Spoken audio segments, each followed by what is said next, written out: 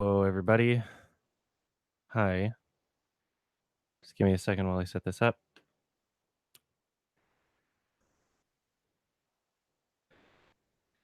Ugh, I feel awful. Ugh. Is there no live chat? Is it not public? Oh, here it is. There we are. Public. Hello. Does this work now? Just trying to get this set up. Sorry. Here we are. Okay, so there is a live chat. Okay. I'm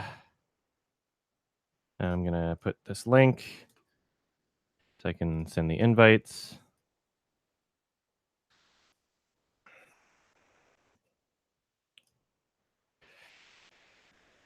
There we are.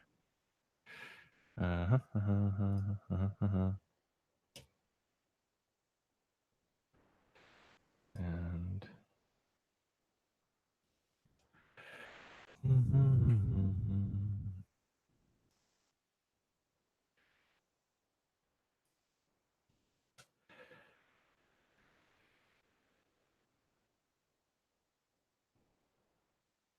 okay, there's some invites. Hi.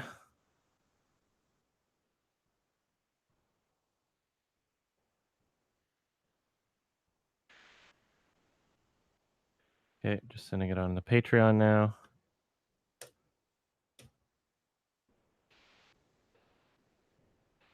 $10 plus publish, and that's going to the posts. And then I'm gonna go do a message as well.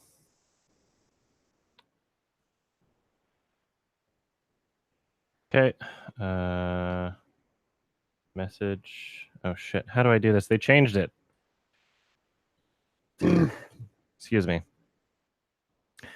Oh, here we are.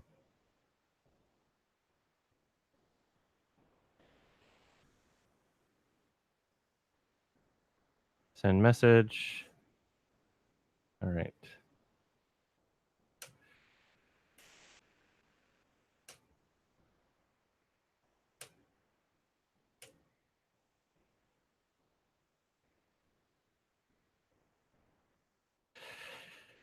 Send. All right. And that should be it. Somebody's in here. Hi.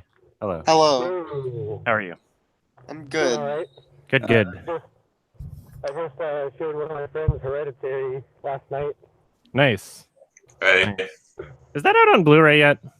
It's not on Blu-ray, but it's on YouTube. Oh, that's funny. I want to see what the release date is. September 4th. Can you hear me? Yes, Hey. I can. Can you hear me? Hello, hello. Yes, I can. Okay. Hi. So I noticed that YouTube gets movies like 2-3 weeks early. Oh, really? Yeah. That's kind of funny. Yeah. That's probably I mean, they might as well, because I'm assuming they'd have them uploaded in there for Content ID anyway. Not As just they're prepping. It's just easier distribution. Yeah. I think we might be in a different call. Sorry, what? There's like another call happening at the same time. What do you mean another call? I'm not. Oh wait, there's 5 other folk in one call. What other call? When I clicked onto the link I got on my Gmail, it took me to a call that you weren't in. Oh. But It's when I like- clicked it's on like a the link older one? that when I clicked to the link that you PM'd me on Patreon, that one Oh. took me here. Okay, well, let me delete that post and post it again. Sometimes, because I was using the sometimes when you I don't know why Patreon does this, but like when you replace one link with another, like there's an old link on it, so that would be to the old call, I guess, and then you paste the new link on top. Sometimes it's like it keeps the same URL even if the text is different. So I don't know why they do that. I'm gonna click the link on this one when I post it, just to make sure. Let's see. All right, click the link here. Yeah, this is the same one, I think. Wait, is it? Is that a different? Why is it? Ah, that's so frustrating. Sorry, let me fix this. Yeah, that's a different call. Fuck. Why did it? Well, I just got Yeah, look, see, if you hover over the link, it's completely different. That pisses me off. Okay, so, so it's like the text for the link is different than the link itself. I don't know why it does that.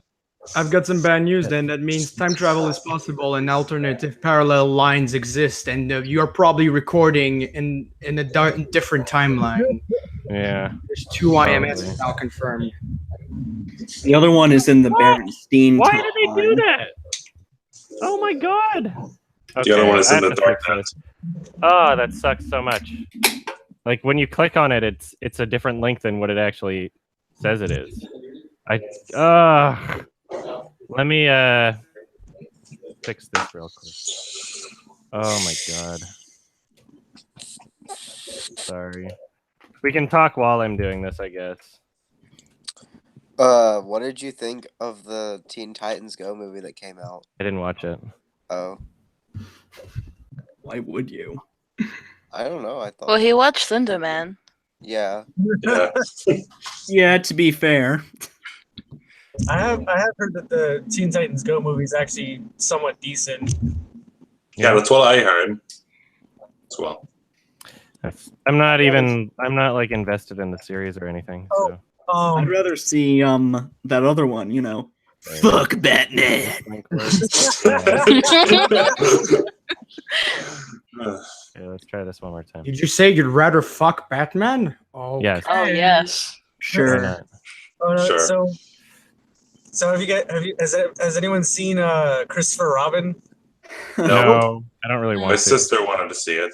It looks I tried creepy. watching it, and like I got like 20 minutes in, and then there was a kid that just kept screaming, "I want to go home!" in the movie theater. So I just fucking left. I was like, "Fuck this!" Like, what the fuck? Yeah, what was that? I don't know. It's a ghost. It's unfriended. It's unfriended Oh, dark. no. God damn it! Dude, this is dark. Well, the glitch just blew an air horn. I will say though, the concept for Christopher Robin was pretty interesting and how it was playing out, but I just didn't care to stay because that screaming kid. I was like, "Fuck this." We'll figure out who that is in a second. I just gotta fix this. It's definitely not me. I think it's that guy. No, it's I don't know not what you me. mean by that guy. Because Okay, so when I publish this post, okay, this is the correct link now. Fuck, I don't know why it does that. Oh, it pisses me off. I don't like things not working properly. So now I'm gonna try and do the message again for the patrons. Ugh. And I'll copy and paste the exact thing that I posted here.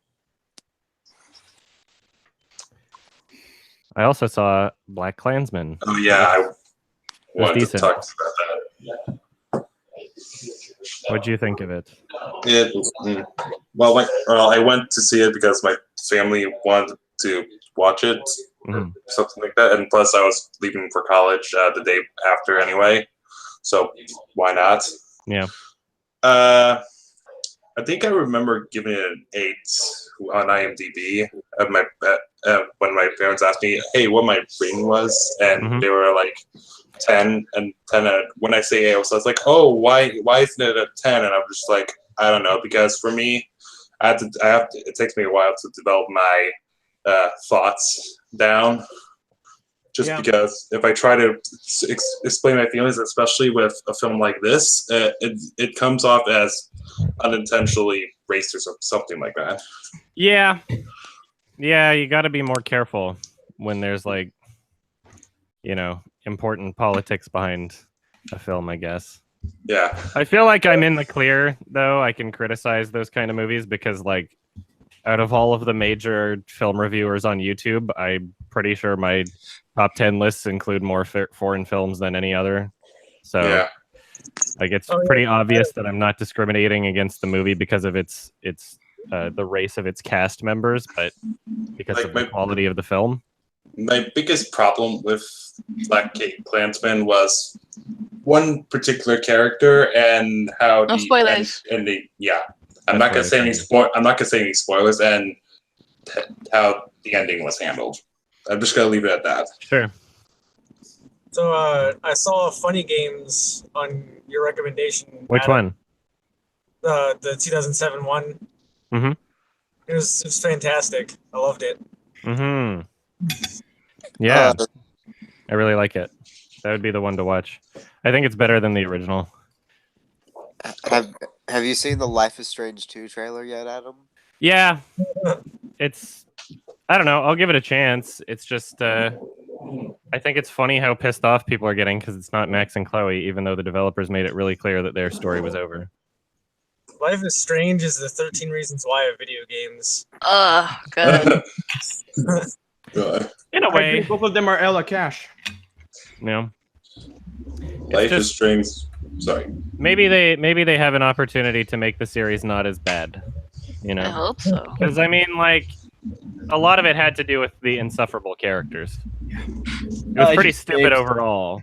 I just baked some dank OG bud. Yeah, exactly. Give me 1 second. He's voiced by a white guy, by the way. Huh. Oh, Adam's left us. Oh no. Yeah. We're doomed. He's returned. Hello. Oh, hi. Hi. Welcome back. What did you think of Inside Man? Well, so I'm trying to watch a bunch of Spike Lee movies because I want to hate him less, and I know that he's made some good things, but I've only seen a lot of bad things from him. Black Klansman was good. Do the Right Thing was good. Inside Man has a good rating on IMDb, but I watched it when I was like really young. I watched it when it came out, so probably when I was like, I don't know. What year did it come out? Like 2000. Let's see. 2006. 2006. So I was probably 15.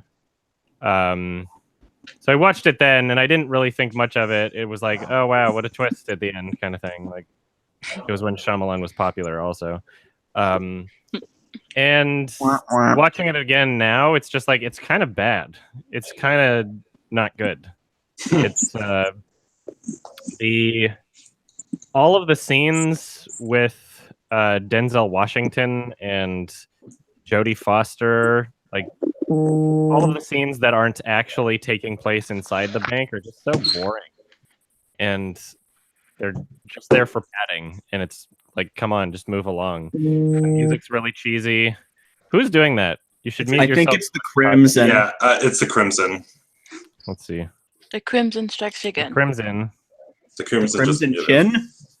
Well, they have their mic muted right now, so if it happens. Yeah, it sounds like it. Yeah, he muted it just now. Okay. Am I echoing?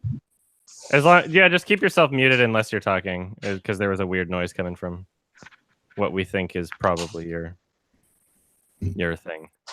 But yeah, it was really cheesy music, and just like most of it was just really bland, and one of those things where it's like, yeah, this makes sense for 2006. I can see why people watch this, but like it's just lost in time.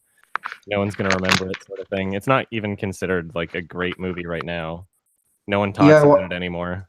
I watched it recently because it was on Netflix, and I'm just sort of confused because it just feels like any other Hollywood boring film. It's really and not people special. praise Spike Lee as just a god, so I think maybe I just watched the wrong films of his because nothing I've seen from him is interesting. He's made some good movies. Do the Right Thing is probably his most interesting movie, but I still haven't seen Malcolm X, I don't think.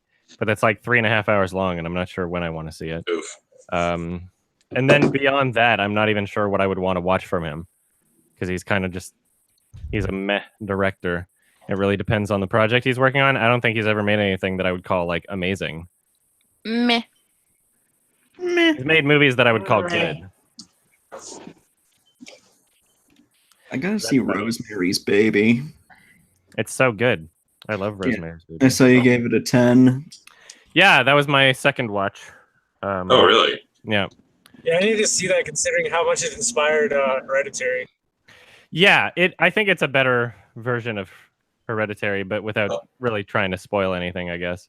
Oh, really? Then I have to see it because I loved her. They're completely different still. Yeah. But it's like a lot of the concepts from Hereditary are very clearly inspired from Rosemary's Baby in a way. Yeah, it's a movie where, especially watching it a second time, just like everything fits together really perfectly. Everything.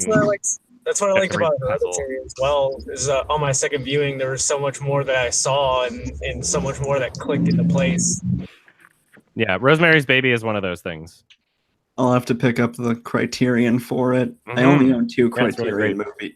I only have 2 Criterion movies right now. Yeah. Are you gonna be getting Super Smash Bros. Ultimate in December? I guess so. Yeah, why not? I like Smash. Do you plan on streaming it? Maybe. I don't know. I just like Nintendo's such an asshole when it comes to people streaming or. Yeah, I don't know. I feel like maybe I should just go for it and fight it if it comes up, because I fight a lot of things. Aren't they a little bit less crazy about people streaming like their games and playing it? Yeah, they don't like people. They want to claim ownership over everything. No. I know they did that in the past. I thought they were. Oh, they're less crazy, They were a little bit less. I don't know. Maybe we'll see. Maybe I should just try it. Well, Maybe I know should just try because streaming Nintendo games now.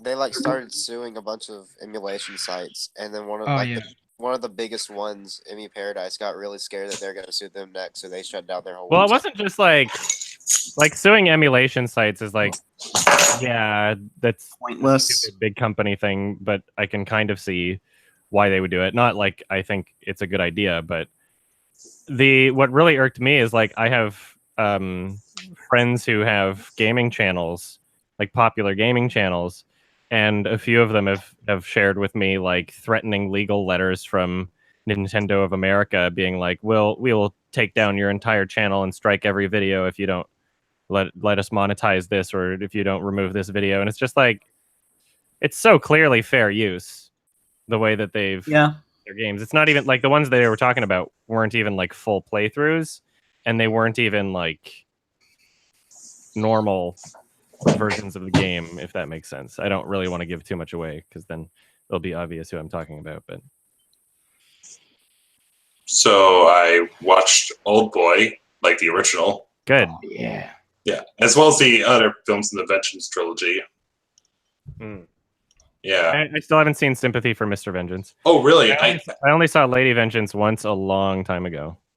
Really, I actually watched them all in the same week. I think, Old Boy is actually like the best one objectively. Yeah. But I think my personal favorite is Sympathy for Mr. Vengeance, just because. Actually, I don't know if this is a spoiler, but don't. I think I think it's just a general thing that I'm saying. We're just like everyone, just a little incompetent, and that's all I'm going to say about it. Yeah.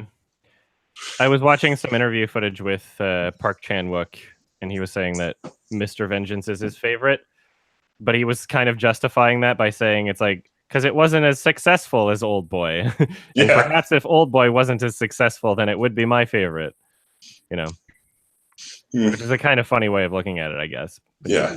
Speaking of Korean films, I saw The Devil a couple days ago.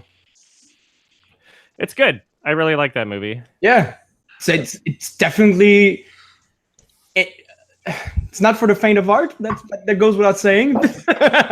Yeah, I feel like one of my big issues with that movie is just like there's so many times where you're thinking like that character's dead, but then they're fine. Yeah, where it's like how many blows to the head like that can you really take?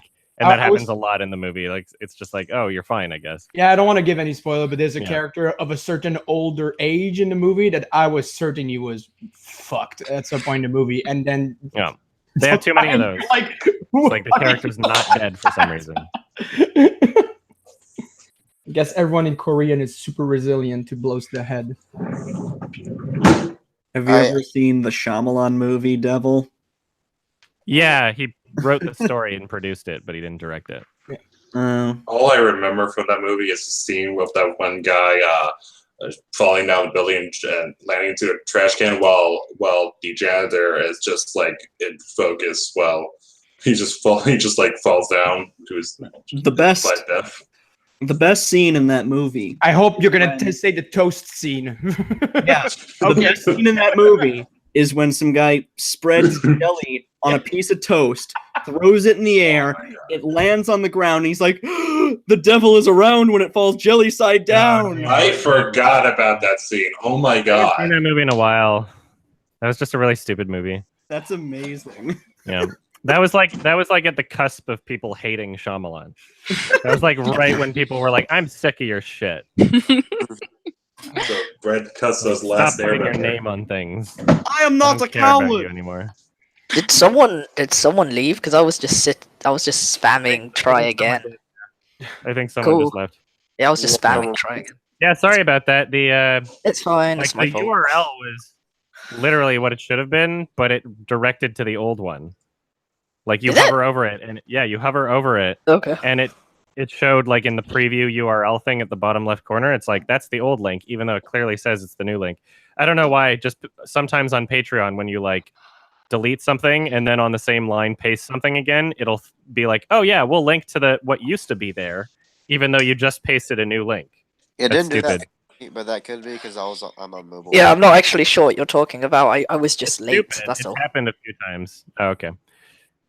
Well, it Yeah. redirected to the wrong one, and okay. that's happened with some of the like $5 perks scan things that I've pasted, where it's like this is linking to the old one.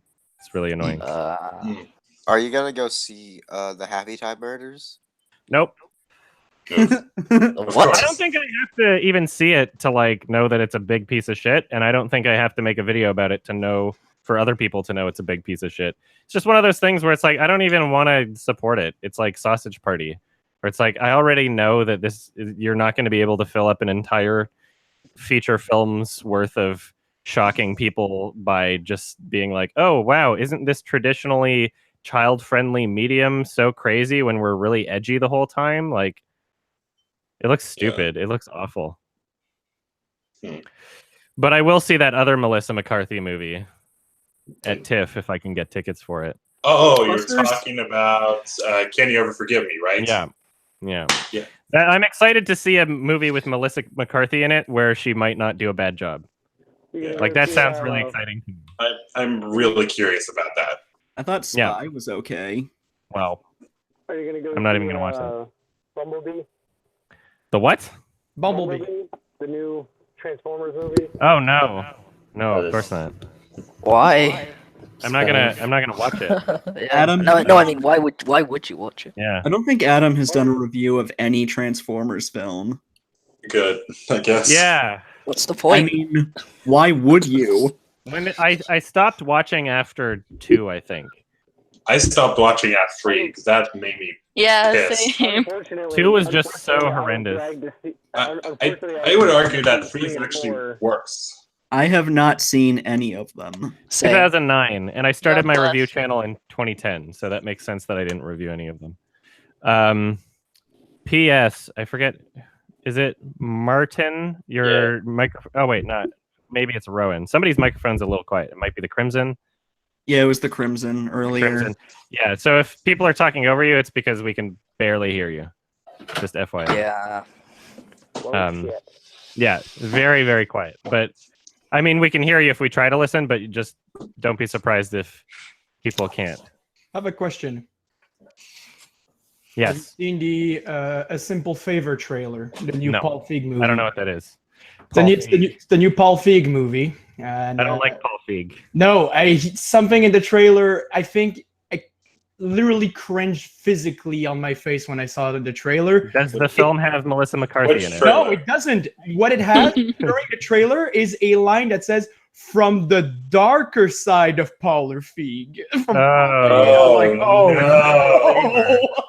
The darker But, side. what was he have in production? A Simple Favor, Girls Code, The Heat 2, and Last Christmas. Ooh. Those all sound promising. Yeah, but They really, sound like Shit. gold. during the trailer, Sound like masterpieces. the words from the dark side of Paul Feig's mind. It was like, what? What?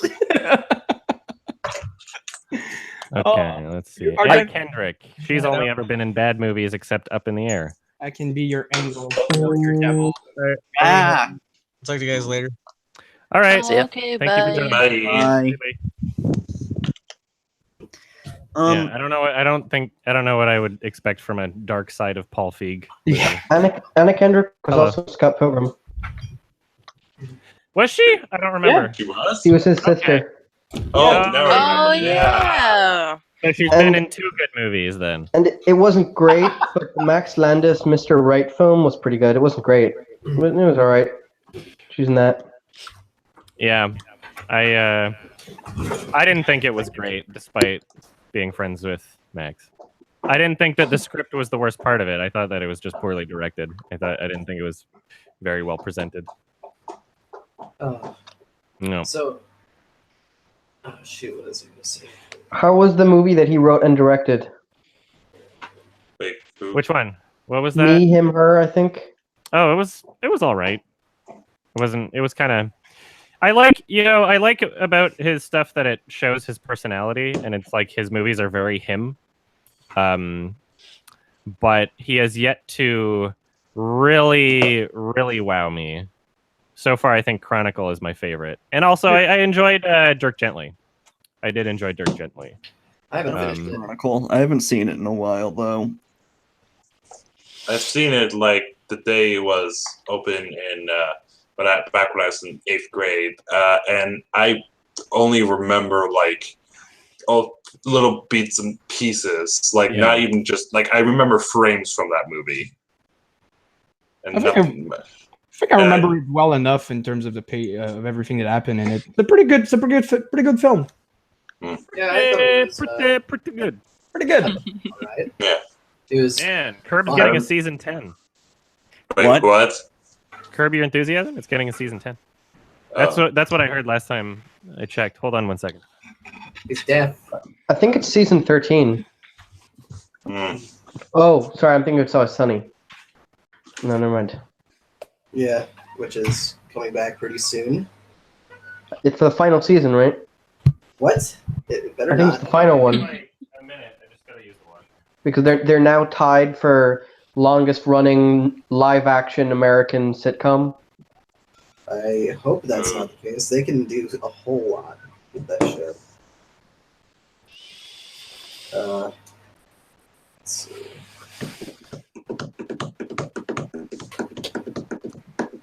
Yeah, we'll come back with the musical session going.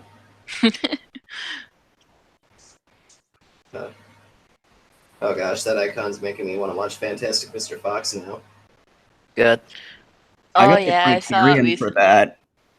Yeah, I remember when I saw it at first, I was like, "Oh, what is this? This is weird." And I came around to liking it. It was just so unique. I don't know. Wes Anderson always intrigued me. Yeah, I picked up the Blu-ray for Isle of Dogs, and I can't get the song I can't get the song "I Won't Hurt You" out of my head. Every haven't seen that time one. Wes Anderson releases a movie, I'm somehow just disappointed in a new way every time about Fox Searchlight and their shitty distribution.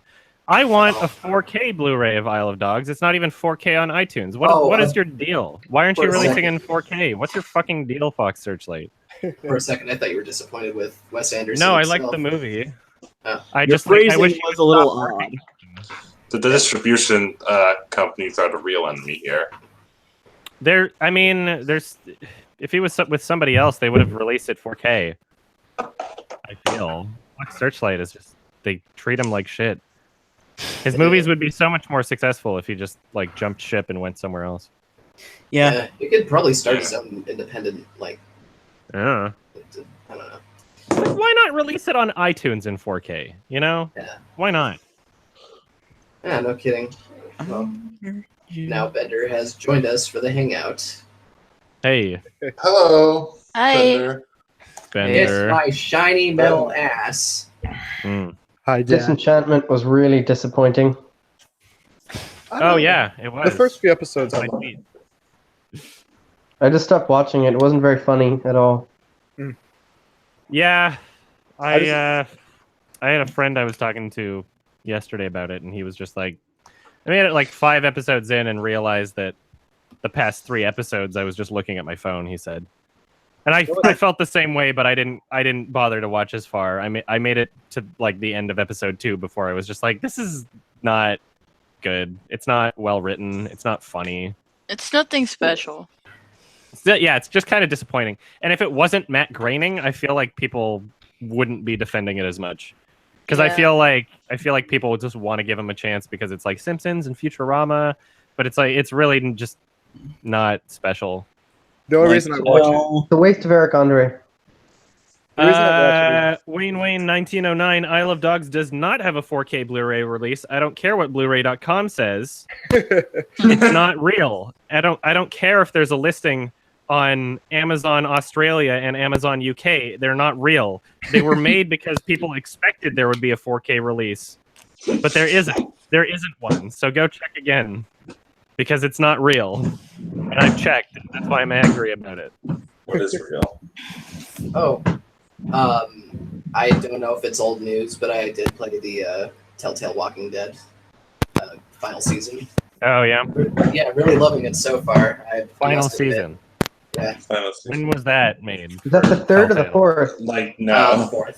Yeah. Oh, it just got released? Yeah. Gary Whitta is doing a good job at the writing. I'm not gonna lie. Yeah.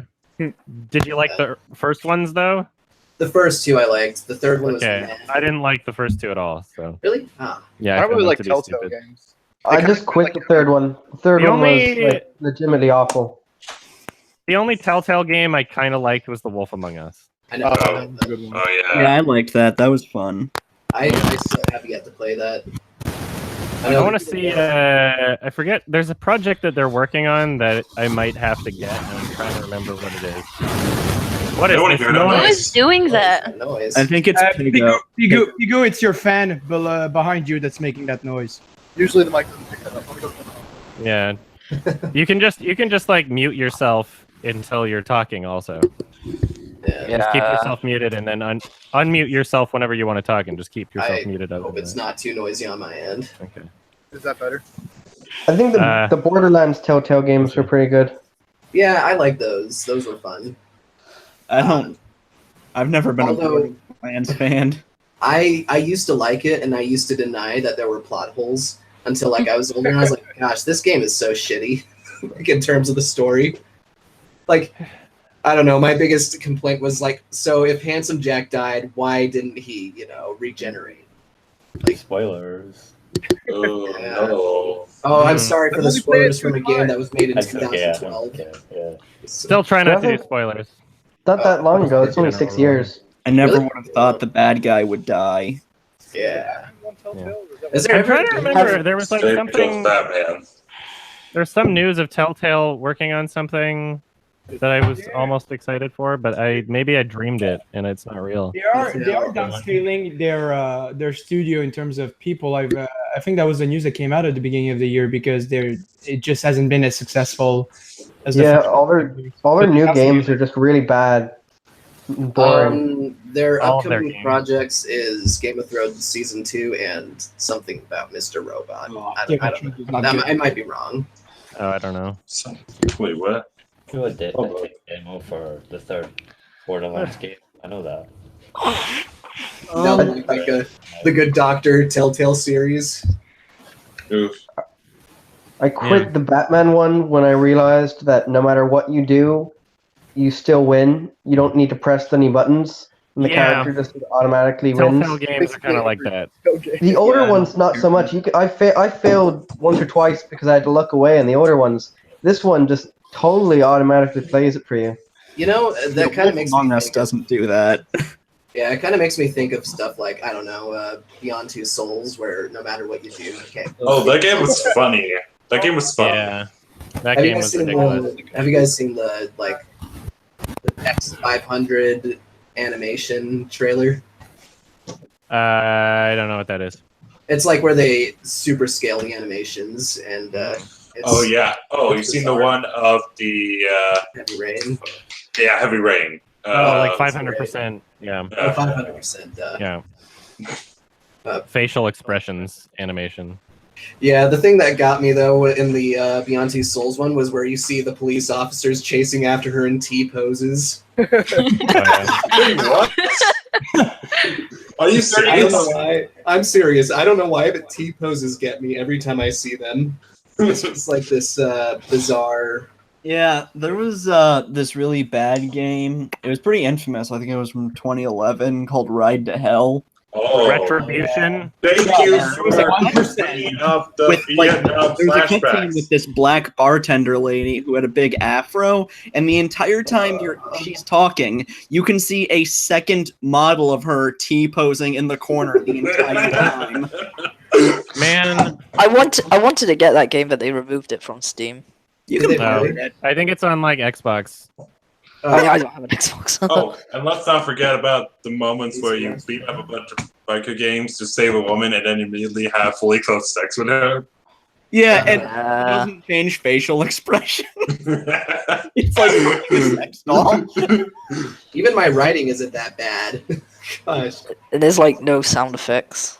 I kind of it's just got like 80s porno music playing over it, so even despite it being like the 60s or 70s. Every time you crash into something, your character just looks disappointed, like hangs his head, and then the third time he explodes. I would like to imagine it's just a screen of him going. I'm kind of surprised that my Crazy Rich Asians review is getting such good reception. I thought I was going to piss a lot of people off. I assumed that too when I saw the tomato score and then your IMDb score. Ugh, Adam is such a fucking contrarian. Yeah, he only likes art films and foreign movies. What I think that a lot of people think that I'm biased towards foreign films in a way that like any foreign film I'll automatically like, but I'm pretty selective with those too. Well, I think most indie art films I hate.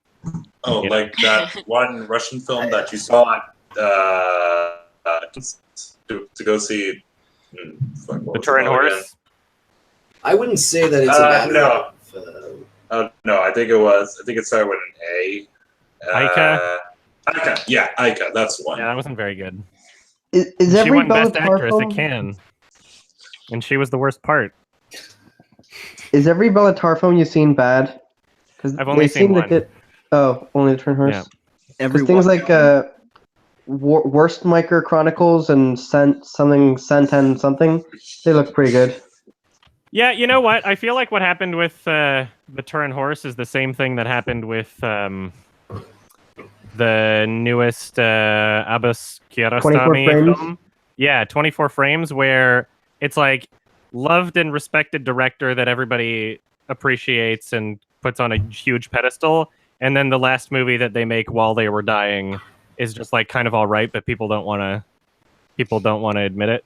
Because like 24 Frames, I knew that I was disappointing people when I said it was like there were things that were wrong with it, and it was kind of bad in some ways. But at the same time, it's like you can still love and appreciate a director, even if they kind of slip up near the end of their career. Oh, sorry to kind of go off topic. Like Brian De Palma. Yeah.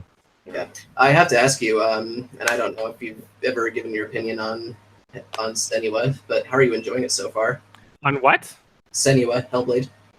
Oh, I beat it. I beat it many months ago, and I know that the edited version only showed up recently because editors were working on other projects. But I enjoyed it. I thought it was good. It was an enjoyable game. I wish that it didn't just flat out lie to the player, though. Really, it did? Yeah, well, because it's like if you fail too many times, it will delete your save. I'm like, that's interesting. I guess it's but it like- doesn't. It's literally just to make you more stressed out, I guess. And I understand the artistic purpose, but I was just it would have been cooler if they actually did it. Yeah, it would be cool if they implemented that. And some also, way. I mean, I don't like. I don't know. Like, I appreciate subtlety, but I don't like how I was supposed to know that I could kick a shield when I was never told that I could. And that same button, unless a shield is in my way, that same button is not used for a kick. It's used for something else. And I was just like when was I was failing so many times because I didn't know I could kick the guy's shield, and I just kept attacking him. I guess the thing is, I was just very exploratory with the mechanics, and I don't know. For me, fighting mechanics like that is very satisfying for me. Where like parrying, it feels good. Like in Breath of the Wild, it had good fighting mechanics. I just wish that it was taught a little better. Yeah, and I understand the purpose of it not doing that, but yeah, still. it's so strange, but It's does a make good me game. think. Yeah, it's a unique art game. It does make me think about how in Breath of the Wild they didn't tell us that you can deflect Guardian beams. And I think I figured that out pretty quickly, actually. I had to Google it. The only way I found out was watching my brother play, and he just picked up a shield. And just What are the Guardian beams again? Are they those like The Guardians are the things with like the legs, or they're like stuck in the ground. Where they like charge up and then they like walk they on follow you with the laser, and then I didn't know you could deflect those either. Okay. Yeah, you have to like time Question. it. Yeah, I think Breath of the Wild is a little overrated, but there are a lot of cool things it won't necessarily tell you about. Like you can shield surf. Who sunk 150 hours into that game? At least. I played about 10 hours before I got the sword. I drove myself nuts by completing all the shrines and doing Trial of the Sword. I've only ever played it when I'm on a plane because that's what my Switch console is for. I'm not very far into it. The thing is, I got the parachute thing. Oh, that glider. I just can't stand the weapon durability system. I hate it. It should really. They should have implemented it And better. every excuse I have ever heard for why it should be in it has always been total dog shit. Okay, here's the idea to make it slightly better. Use it. Hold on, I need to. Again, this is. How do I send messages? Because Pigu, you don't even hear you. No, I'll just type it down. Hear me? In the comments. Oh wait, I can hear you. Just very Quiet. Yeah. Is every weapon? Am I echoing? Now you're fine. No, Yeah. you're not echoing. Every weapon aside from the one hit whatever and the DLC has durability. Even the Master Sword. Every weapon in Hyrule is made out of wet cardboard. No, I like to say paper mache, so It doesn't make any fucking sense. If you I look like at the branches wrong, cooking it explodes. game. I like Yeah. cooking food. I think it's kind of a cool mechanic. it's kind of a satisfying combat or a satisfying mechanic, especially how it helps you in combat. The best thing I can say about Breath of the Wild is that it makes me more hyped for whatever comes next. I can't see anything coming after, honestly. It's then again, I kind of thought the same thing with Grand Theft Auto. I'm just waiting to meet Cass. The only good thing about GTA 5 is the online multiplayer. And that's only because they added in the night. That's the worst thing about it. You can find Cass. You can find Cass anywhere. I ran into him pretty early. Yeah, he's kind of scattered all over the world. Best way you can meet him is just going to going near the village. Which I found him on accident, and I'm like, wow, I really like this guy's design. He's playing the accordion. I like this guy. He's a void. Also, he's a father of 5 and doesn't like see his kids ever. He's daddy of 5. Oh no! It's funny how many more channels are coming out of the woodworks that are doing the same thing. What, the yelling at their kids? Like pranking children by traumatizing them? Yeah. Oh yeah. The best type of humor. It's like you'd have to assume that like throughout any point in history, people were constantly doing stupid shit like that and abusing their kids, but now it's just like, oh, you're documenting it and you're exploiting it for money now. So now we can see that you're doing it, and you'd probably be doing it anyway. I think a while ago, though, Daddy-O5 lost custody of his kids, so... Oh, I don't know. It was only 2. Yeah, because he was so abusive. Like, I don't know. I don't know. I think he came back to YouTube and started doing the shit again. Oh yeah. Like, I think on the H3 podcast, they played a video of him, like, smashing a Nintendo DS. I saw that one because the kid drained all his body wash into the tub and put stickers on the wall.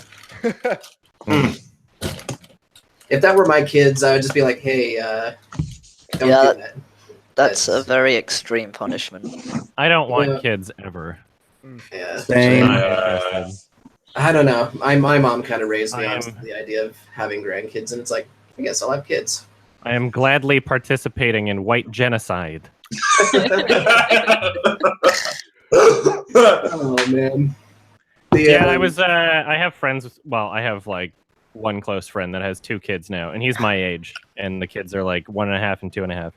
And I saw him yesterday because I went to I had tickets to the Joe Rogan show last night, but it was in Abbotsford, and so I was like, okay, I got to drive out to Abbotsford, and so I stayed with my friend, who was the friend with 2 kids, and we took him to like an indoor playground because there's so much smoke outside right now because of forest fires, and it was exhausting just running around after these kids. It's actually pretty bad. Doing their own thing and looking after them, and it's just like good workout. Wow, yeah, I guess so. But it was like I don't want to do this every day. I'm glad I'm not a dad. Kids are good when they're other people's kids. Yeah, same with like pets. I don't want a dog. I don't want a cat. Too much responsibility, you know. But other people's animals, you can pet them. They're your friend, and you don't have to clean up their shit, and you don't have to be responsible for them. Well, plus you have a job at home. It would make things a little more complicated.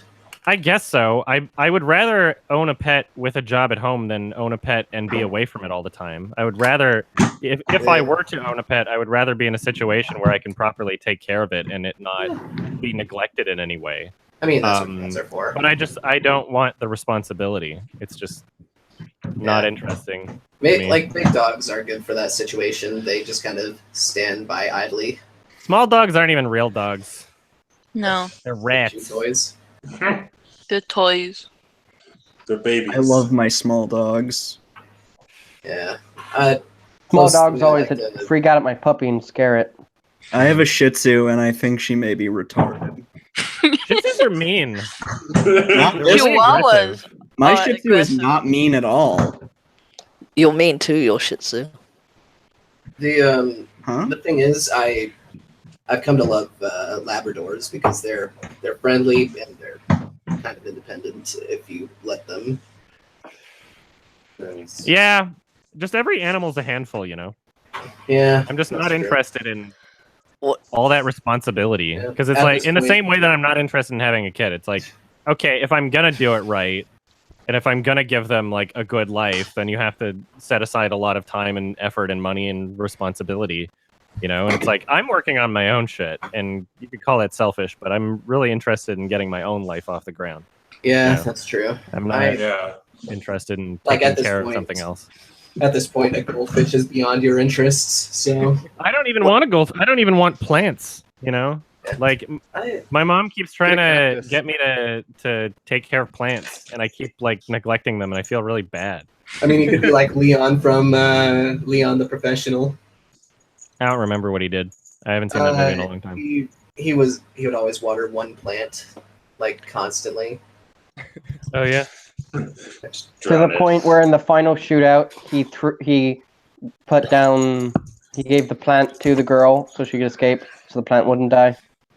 Oh. Yeah. The plant's life is more important than the human being. I remember that movie being strangely pedophilic. It was weird. Oh, it really is. Yeah. It's really creepy. What movie is this? Leon the Professional? Leon Natalie the Portman's Professional. like 14. I've never heard of this. She was 12. Was she I've heard a 12? lot about it, but I've not seen it. Yeah. I remember it being good, but Yeah, she was. Natalie Portman did a good job acting in that. Directed by Luc Besson. That name sounds familiar. Besson. Oh, my bad. Besson. I'm sorry. Besson. That explains it. He's French. Yeah. Oh, Bazooper. He's the same guy who made Lucy and Valerian, the City of a Thousand Planets. Yep. Oh my god. His early work is meant to be pretty good, though. I think he also made Fifth Element. Yeah. Fifth Element is pretty good. I think it's a little overrated, but I can see why people like it. What movie is it? The Fifth Element. I can see why people like it, but it's a little I didn't overrated. like it. I think I've seen a scene from it, but I have yet to watch the whole thing. To be fair, I watched it a long time ago. I just find it fun. Jordan, you were trying to say something? Oh, I was just gonna say, like, I was gonna actually bring this up. I was talking to Pigu about it, but yesterday I watched Secret of Nim. Fuck yeah! I realized a lot of details in that, and Great film. Miss Frisbee would lick her lips as a nervous tick because she's always nervous, frightened. A lot of interesting details. That's such a fucking. It's not like necessarily an underrated animated film. It's just underseen. It's like more people just need to see it. It's so good. Probably more. I saw Watership Down. Oh yeah. Yeah. I would say it's better than Watership Down, but Watership Down. Running Massacre. Oh no, my mouse is lagging. I liked Watership Down. I feel like it kind of wasn't as good near the end, but it was a good movie. Someone sounds like he fucked up too, and I liked it all the time, like banging on wood. I don't know. Oh, sorry. That's me. My Oh, okay, let's go. Hopefully you guys aren't hearing my keyboard type because my microphone has no stand. So haven't heard it yet. Really can't hear the. Well, I can now. You just did it. If you want to mute yourself and unmute yourself, feel free. Like that's the easiest. If you're concerned about making noise. Have you seen like I don't really recommend it because it's not really that good. But have you seen Following by Christopher Nolan, the film he made before Memento? I liked it. I liked it, but I didn't think it was that good. It was not as good as Aronofsky's Pi, which is kind of in the same vein, I think. Sure.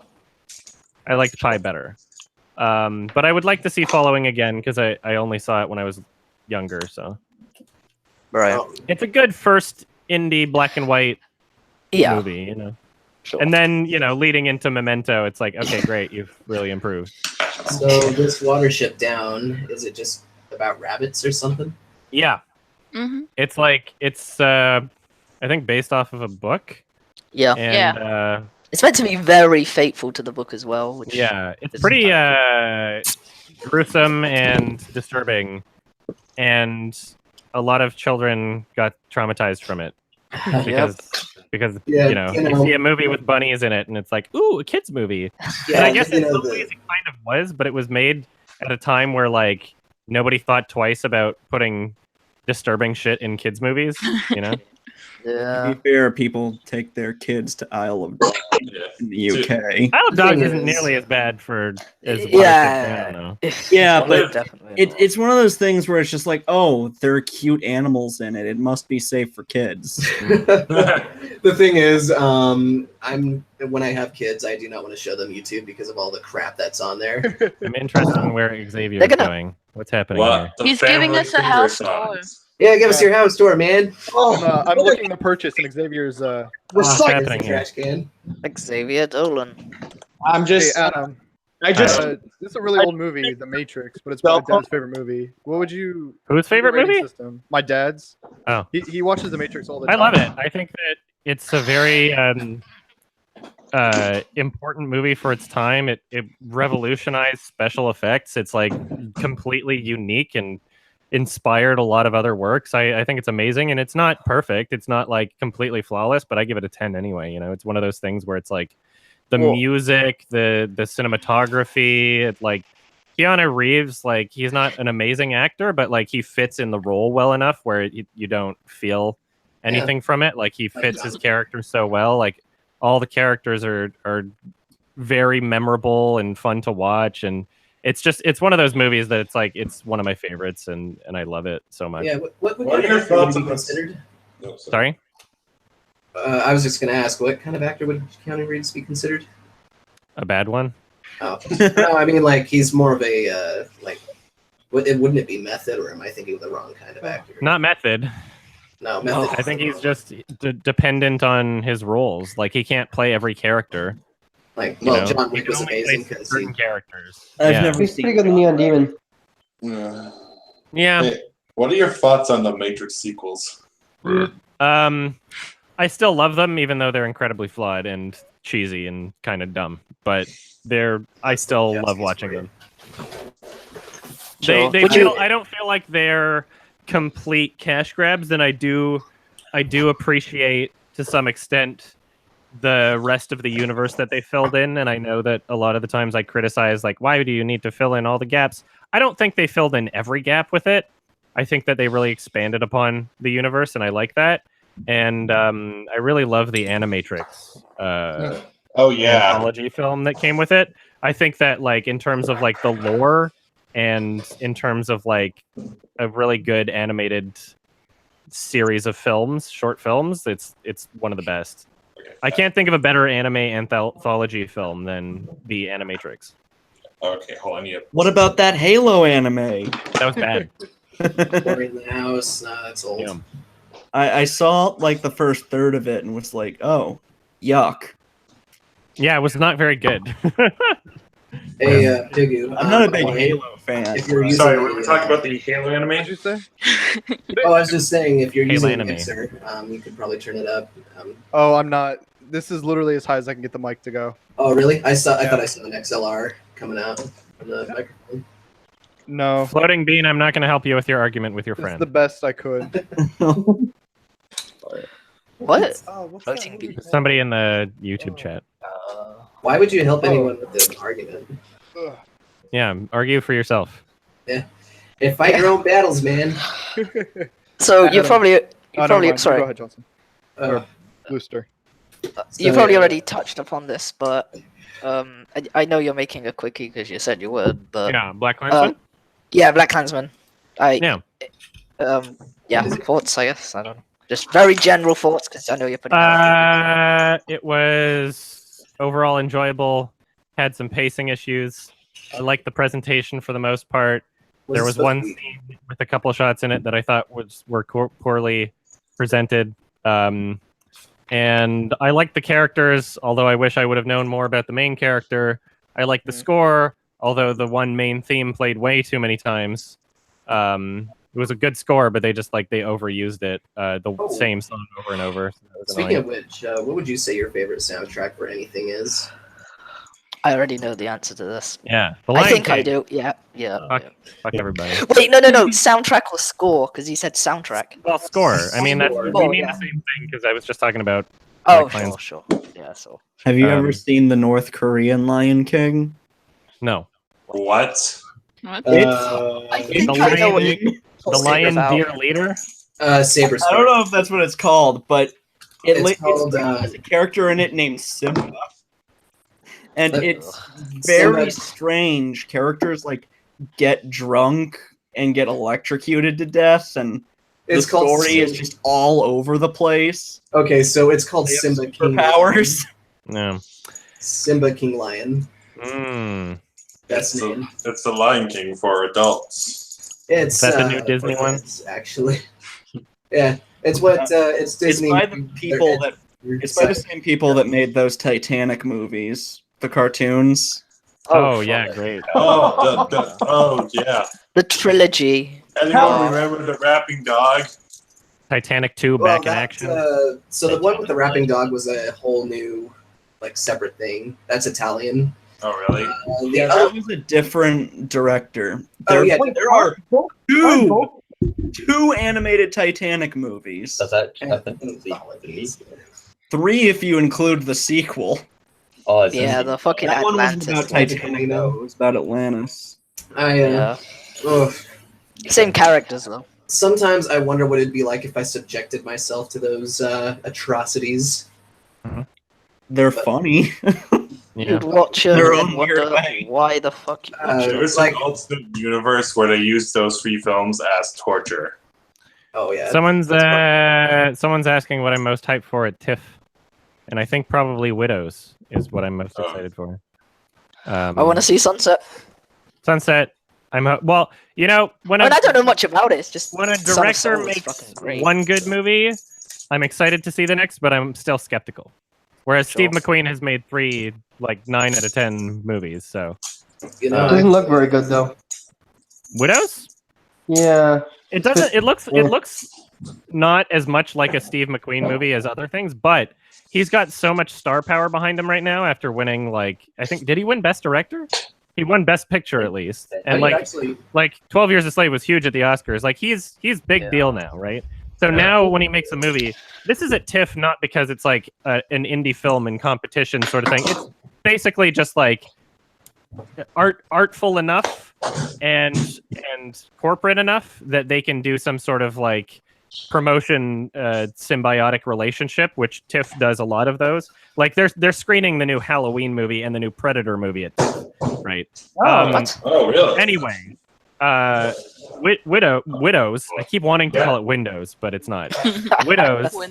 Widows 98. Widows. It doesn't look a lot like a Steve McQueen movie from the marketing. However, if we were to imagine like what my assumption is like it was edited in a way to be appealing to a mainstream audience, and it likely will be overall. However, I still think that there will be some very artful and important creative decisions in there that will be in line with Steve McQueen's usual style of directing. I feel like we will get some sort of like long oneers in some of the scenes, but you can't possibly communicate that in a trailer, right? So you have to make cuts everywhere, and if people are going to market it as something where it's like, we want people to see this, you know, like they're not going to sell it as an art film. They're not going to sell it as a Steve McQueen film. They're going to sell it as like a you know, author of Gone Girl, and I think it's the author of Gone Girl wrote the story. Nope. Or is that something else? It's based off of a book, isn't it? Gillian Flynn. No, it's based off of a TV series, like a British is TV it? series. Well, anyway, they're gonna market it as like a revenge girl power kind of movie, in the same way that like Ocean's 8 did, but not as cheesy and not as shitty. You know, where like this can actually be a good version of that. It looked a bit cheesy. I am excited to see it, and I hope So I'm not am I. disappointed. It will probably be great, but I have faith there's a in small that chance man. it won't. That's what I'm doing. I still think Shame is his best film, personally. Isn't Robert Rodriguez making a new movie? Attila Battle Angel. Yeah. Yeah, he hasn't made a great movie in a while. That's gonna be weird. He had a pretty great run for the 90s and early 2000s. Maggie, I'll be reviewing a bunch of international films when I'm at TIFF next month. So yeah, and also I reviewed a bunch from Cannes not too long ago. I still need to see. I got the Blu-ray for Lean on Pete not long ago, and it's just sitting there waiting for me to watch. Yeah, it's really good. Yeah. Sure. I like Andrew Haigh. He's a consistent 8 out of 10 boy for me. Steve McQueen is a consistent 9 out of 10 boy. Boy. Give what? What? You said What? you started your sentence saying "I'd give" and then you never finished it. Oh, I was gonna. I'd give. Boy. He's giving That's this. just He's giving this Google Hangout a rating. Boy. 5 out of 10. Yeah. Climax looks pretty great. What if that's Adam's next quickie? Is this Google Hangout? Oh yeah. Fucking 1 out of 10, mate. Fuck this hangout. I'm gonna see Climax, even though I don't know, I'm not too interested. It looks, I don't know, I'm gonna see it. Anyway. I have to ask, do you pull any faces when you're like reviewing things? Like, you know, obviously we can't see your face while you're like. I wouldn't know. I don't look at my own face either. Oh, I mean, like, you know, if you can remember, like how. I don't know. So if I'm acting, yeah, like when I was doing voiceover lines for, the Cyanide and Happiness stuff, then yeah. Oh, you did that? Yeah, their new game. I don't watch Cyanide and Happiness. Oh, that's cool. No, so. Wait, is the game out? Not yet. I don't know when it's going to be out, but I did all my lines, and hopefully it turns out fine. I did a bunch of different like ways of takes and ways of pronouncing and ways of, I guess, delivering. But at least I don't know what they're kind of expecting because there's a lot of like cameo appearances. So who knows? Maybe like I sent them a bunch of shit and they didn't care. But hopefully it turns out fine. Hopefully it's not like the most terrible acting ever. At least it wasn't Hunt Down the Freeman or something like that. You should review yourself. Piggy, why did you mute me? How dare you? Yeah. Yeah, he muted me too as well. Why'd you do that, Piggy? He's testing his mic. That's weird. Okay, don't do it again. Let's mute the testing host. your mic. Okay. You know, that's the thing, though. I'm if I were to ever make a game, and it were to feature like YouTube stars, I would definitely not make the game serious like them or Hunt Down the Freeman. Well, yeah, Hunt Down the Freeman was a special kind of bad. My fellow Americans. Have Let's get Have you seen The Return yet? Like, I don't know, if I were to, I yet. could see your voice being used in like a Tim and Eric-esque game or something like that. I do. Yeah, I don't know. Cyanide and Happiness is pretty comedic and not really. Yeah. Like that serious. Unless they're doing like that depressing comic thing they do once in a while. Yeah. I tried to get them before they wrote the character for me. I was like, hey, some of my fans think it would be really funny if my character was a horse. Haha. And then they didn't do it. But it was worth a shot. It was worth a try. At least a guy wearing a horse mask. I don't know. I don't know. It would have been cool. But whatever. I'm happy. It's a funny character. I won't say anything about it. But yeah. I like the there's some funny lines in there. Yeah. One other YouTuber I think would have a good like voice talent would be someone like, I don't know, Brittle Moose. Have I've watched him in a while. Oh, he's funny. I wouldn't. I watched his Lego Island review, his Lego Island 2 review, and one of my favorite things is when it cuts back to Pepper. He's like, I best, and he's like, "Are you fucking kidding me?" I think with decent directing, you could probably get a good voice role out of Alex. Somebody's asking me if I like the Odd Ones Out. I love him.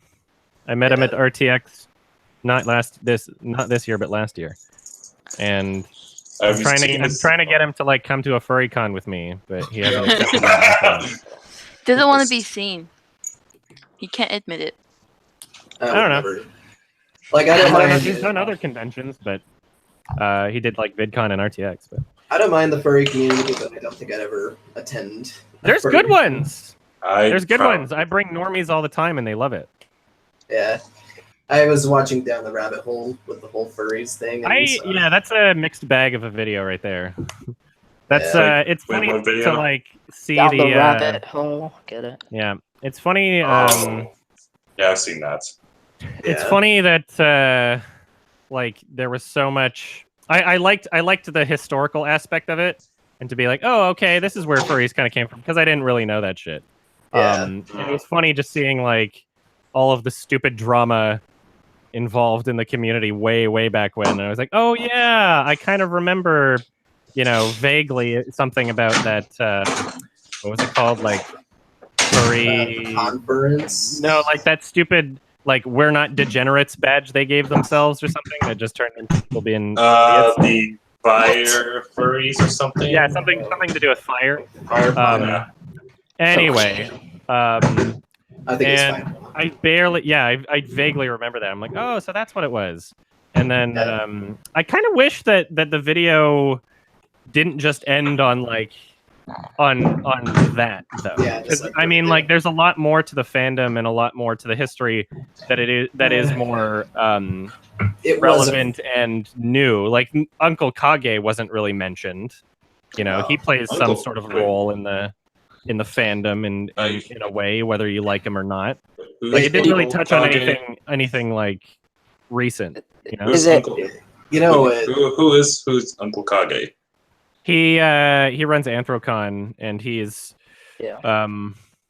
largely considered by many, but not everybody, as like the father of the fandom in a way. Because I don't know, he's done a lot of like, I guess, PR work and stuff. I don't know, but he's a weird guy. Some people absolutely hate him. Some people love him. But either way, he's a figure, in the community, and you know, if as much research was done into another house tour, more recent shit, then that would have been interesting. Yeah, I've never heard of him.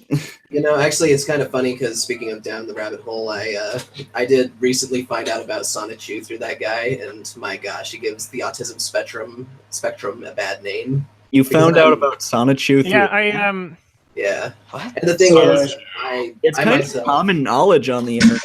Is that Well, the wait? thing Is Sonichu and Chris Chan the same person? Yep. It's a comic that he made. Yeah, and I use comic with the biggest open quotes possible. It's Sonic mixed with Pikachu. Somebody's asking if I left Rainforest before all the crap happened. I was there the year it got shut down. You just kind of back out the door. But it wasn't. No, I mean, like, no, you can't. Don't. People have this idea that like everything, every little shit show that happened was something that was like the convention, but it was really just like me and everybody I knew that went there didn't notice any of this stuff happening, and we attended the entire convention just like any other year, and then found out like through our Twitter feeds or whatever, like people were doing stupid shit. So it wasn't like it was a small minority of people who were being assholes and vandalizing and shit, and the rest of the convention, you know, went on as usual. So it wasn't like you show up there and like everybody is in a diaper or something. It was like a normal convention with just some really shitty people that should have been banned from the convention from previous years but weren't. And there are some people literally, I'm not even kidding, there are some people that show up to those kind of things with the intention of getting it shut down. By being like the intention of being like a really shitty person and to ruin everybody's day. There's some people that love that shit. I'm not even kidding. There's some people that do that. This really shouldn't surprise me, but it still does. That's not surprising at all to me. Yeah, my school was full of people like that. Yeah. Well, it's just it must be something in like the Washington or Seattle community specifically, because like that convention had problems that like no other convention had. There was like it must be some like bad eggs that are local and don't really travel outside of the city much. Oh I gosh. don't remember what it was, but somebody like intentionally caused a gas leak or something at a furry con. That was at MFF in 2015. And they never found out who it was. Who knows what that was? It was like somebody like smashed a big jar of chlorine gas in the stairwell, and people got taken to the hospital, and the whole hotel had to get evacuated. Oh wow! But nobody knew who that was. Yeah. That was weird. I wasn't there that year though. Oh, thank goodness. But people were posting on 4chan that I died at the convention.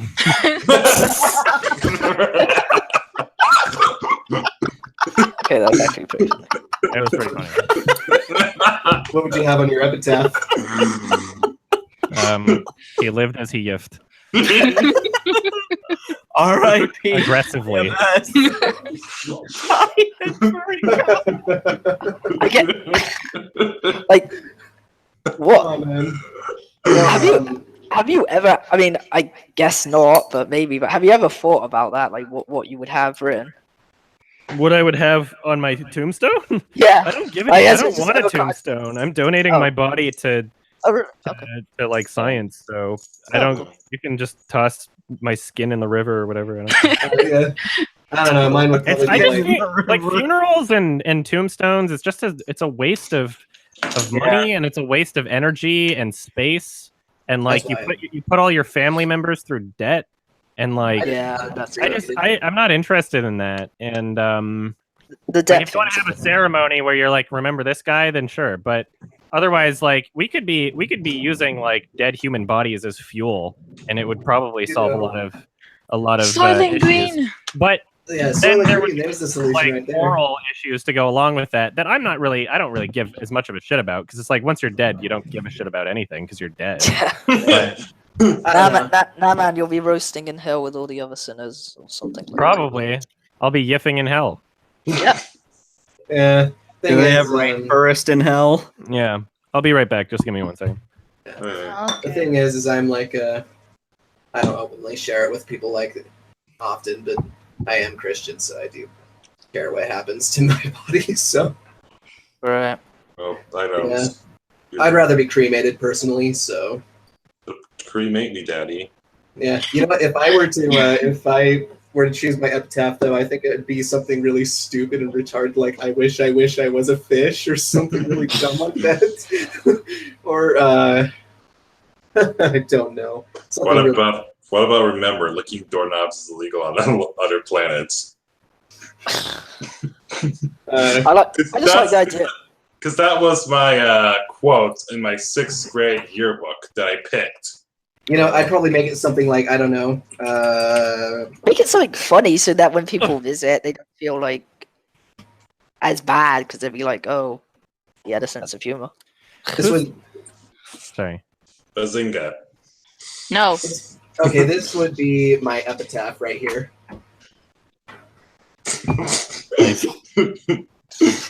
Mine would be "See you in hell." Yep. No, like it's actually placeholder here. Like here lies Jordan, placeholder here. This space intentionally blank. I have a question. You said I that would you're just not. put a big demonetized logo on my. Permit monetization. Yeah. Sorry, what were you saying? You said you're not too interested in the first 2 seasons of Twin Peaks, right? I don't know if I said it in that way, but I mean, I'm just like, I saw the first 4 episodes and I was like, that was good, but I guess I'm just not. I don't feel that invested in continuing. Would you ever think of reading the plot summaries of it to watch the film in the 3rd season? Because they're really much better. They go from just 90s network television to really great David Lynch work. Probably his 2 best, I think. I don't like the idea of having to like go through things that are not good or that are not as interesting to get to something that's interesting. You can just read. I just, to be honest, I just read plot summaries for season 2 because it was so bad. Maybe. But Oh, Firewalk with Me is amazing, and so is The Return. Oh, did you guys So hear they- that season 5 of BoJack Horseman's coming back next month? Yay! Yeah. I want a season 5 of Nathan For You, and I want a season 5 of Eric Andre. Oh, that'd be great. Yeah. And I want a season 5 of my own depression. Eric Andre is like a big celebrity now. Is he? He's So, in the new like- Lion King movie. Is he really? Yeah, he's playing the hyena, I think. Good for him. He's got a, I can understand why he's getting a lot of voice acting work because his scream is hilarious. It is. Like every time I see him on screen, I can't replicate that at all. Yeah, I think one of my favorite bits is the Mensa thing where he goes in a knight's costume or something like that, and yeah. Oh yes, I did see the pilot episode for The Shivering Truth. It was good. I can't wait for more. I have never seen anything Eric Andre related. Oh, well, check out his show, the Eric Andre Show. It's funny. All right, it's awesome. I love it. I got lucky a couple of weeks ago. I went to a convention, an anime convention of all things, and someone was dressed up as a Kraft Punk, and I was so that might be the same guy that I found at MFF. No, she was a girl. She was a girl. There's a guy that I found at MFF dressed up as Kraft Punk. Speaking of conventions, last year. And unless you went to Montreal during a talkathon, I don't believe you would have. I know you went to Montreal for Fantasia, but not. Last year I went to Comic-Con, and Richard Horvitz, or the voice of Zim, was there. Oh, cool. And I paid to get a selfie with him, and then next to him was the voice actress for Diva, which is my main in Overwatch. I'm like, oh, damn it. All I got was a fist bump with her. And Nolan North was there too. It was kind of cool talking to him, playing the David voice, or using the David voice. What do you guys think of Black Mirror? I like it. I enjoyed it. It's got hits and misses. Season 3 is awesome. Christmas special is awesome. Season 4 has some good episodes. Season 2 has some good episodes. Season 1 has some good episodes. Archangel was the pretty other 2 terrible. episodes of Jodie Foster one. I think. Sorry. I was just gonna say, Metalhead was my favorite in the Black Mirror series. Some people hate that one. Really, with the robotic dog? Yeah, some people hate that one. Which episode in I loved it. I liked White episodes Mountain. in the first season did you dislike, Adam? That's a good question. I don't remember. I wasn't a big fan of the. I wasn't a big fan of the 1,000 merits or whatever it was called. Fair. 5 million merits. Oh, wasn't it 12 million or something? Because they had to like get merits. onto the game show. Yeah, it wasn't my. Oh yeah, that one was kind of. There's that that one one where, like, was all right. I don't There's remember. the one with the chick who like texts an AI pretending it's her dead boyfriend. Oh right, and then she like goes insane. Domhnall Gleeson, I think, is on that one. Yeah. And Have you ever noticed that like now there's a bunch of like direct to Netflix movies Oh, yeah. that are ripping off Black Mirror completely? I really didn't know. Notice. Like that new Andrew Niccol film Anon was like just a rip off of Black Mirror. Yeah, it was really bad. And it was really funny. Is it an anthology as well? Sorry?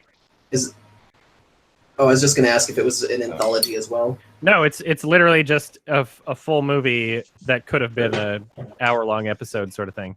There's a lot of movies. Andrew like that. Niccol, I've reviewed his previous films. The Host. And In Time. I want that guy to be good again. In Time. Gattaca is so good. I will say that if you watched In Time and The Host and found them as funny as I did, then watch Anon because it's really funny. So it didn't do Great. well. Speaking of, Critically, it didn't do well though. The Host was pretty rapey. Very rapey. Yeah, Stephanie Meyer got some weird repressed Mormon shit going on in her. Gosh, you know, I'm from Utah, so I'm surrounded by them. So Yeah. Oh, good. You go to Sundance? I tried, but I just don't have the money. I haven't been yet. Yeah, dude, Park City's beautiful. hey, speaking of Netflix movies, have you heard of the Michael Pena movie Extinction? I've heard of it in the sense that people told me to watch it because it's bad, but I haven't seen It's it. Oh, stupid. man. My mom made me watch this one as well. Why'd It she was make you dumb. watch it? Because she wanted to watch the Old Night of the Living Dead with my sister because she hasn't seen it, and she and my mom hadn't seen it in a while, but they didn't have a DVD player, so they had because we were on vacation at the time. So she was all like, "Oh, I want to see this movie," and I was like, "this kind of looks dumb, so I don't want to watch it." She was like, "No, come stick with us," or something like that. So I was just like, "Fine," and I watched it. And it When was stupid. I was with my friend yesterday with his two kids in their van, and they have like a DVD player built into the van with like a thing so that Oh, they yeah. can just distract the Oh yeah. distract the kids in the back. And like he was playing Cars 3, and as he's driving, there's all these like honking car sounds and stuff. I'm like, are you sure this is the best movie to be putting in while you're driving? He's like, yeah, oops. Oh yeah, there was actually like because we have the same thing in our van. There were 4 movies that we saw. One on the way to Cape Cod, which is where we stayed at, and 3 back. Technically 2. The first was the Don Bluth movie Anastasia, which I thought was fine. The second was Kill Bill. Oh, that's a great movie. Oh, Yeah, nice. and the third I was really Wolf like of Wall Street, just because it was 3 hours long and it would get the trip over faster, and because I wanted to see it again. Because that's what I want on my Anastasia. road trip. Is Yeah, Anastasia. Anastasia, more like anesthesia, because I didn't feel anything. if I were to ever write a Got 'em! Anastasia, if I Adam were to hit ever hard. write anything for Anastasia, I would write the full story true to itself. Like, you know, actually have everyone die. That So- movie should have been like a historical piece. And I love like Exactly. like the villain didn't do jack shit. I He's love a that terrible Ras- villain. No, you know what? Sorry. Replace Rasputin because he was dead. So He fucks up so bad at the ending. yeah. I'm Oh, not I was gonna say. Sorry. Go ahead. Like he fucks up so bad that should I say it? Can this be counted as a spoiler? For what movie? Anastasia. Or spoiler. Okay. He basically Rasputin doesn't even come in physical contact with Anastasia till the end of the goddamn movie. And keep in mind, he only interfered with his demon things like twice from like the 90-minute runtime, apart from the prologue, kinda. And when he times actually goes face to face, he has like he has like a freaking horse that he just spawns out of mid-air, and then and somehow gets defeated by two people, and somehow he dies because the little cursed thing gets stomped on by Anastasia. And yeah, it's kind of like if Luke Skywalker met Darth Vader in person in Episode 6. You know, I remember that time. Go for it. I read a history book about how Rasputin was an evil wizard and had a bat with a Minnesotan accent. It was very interesting.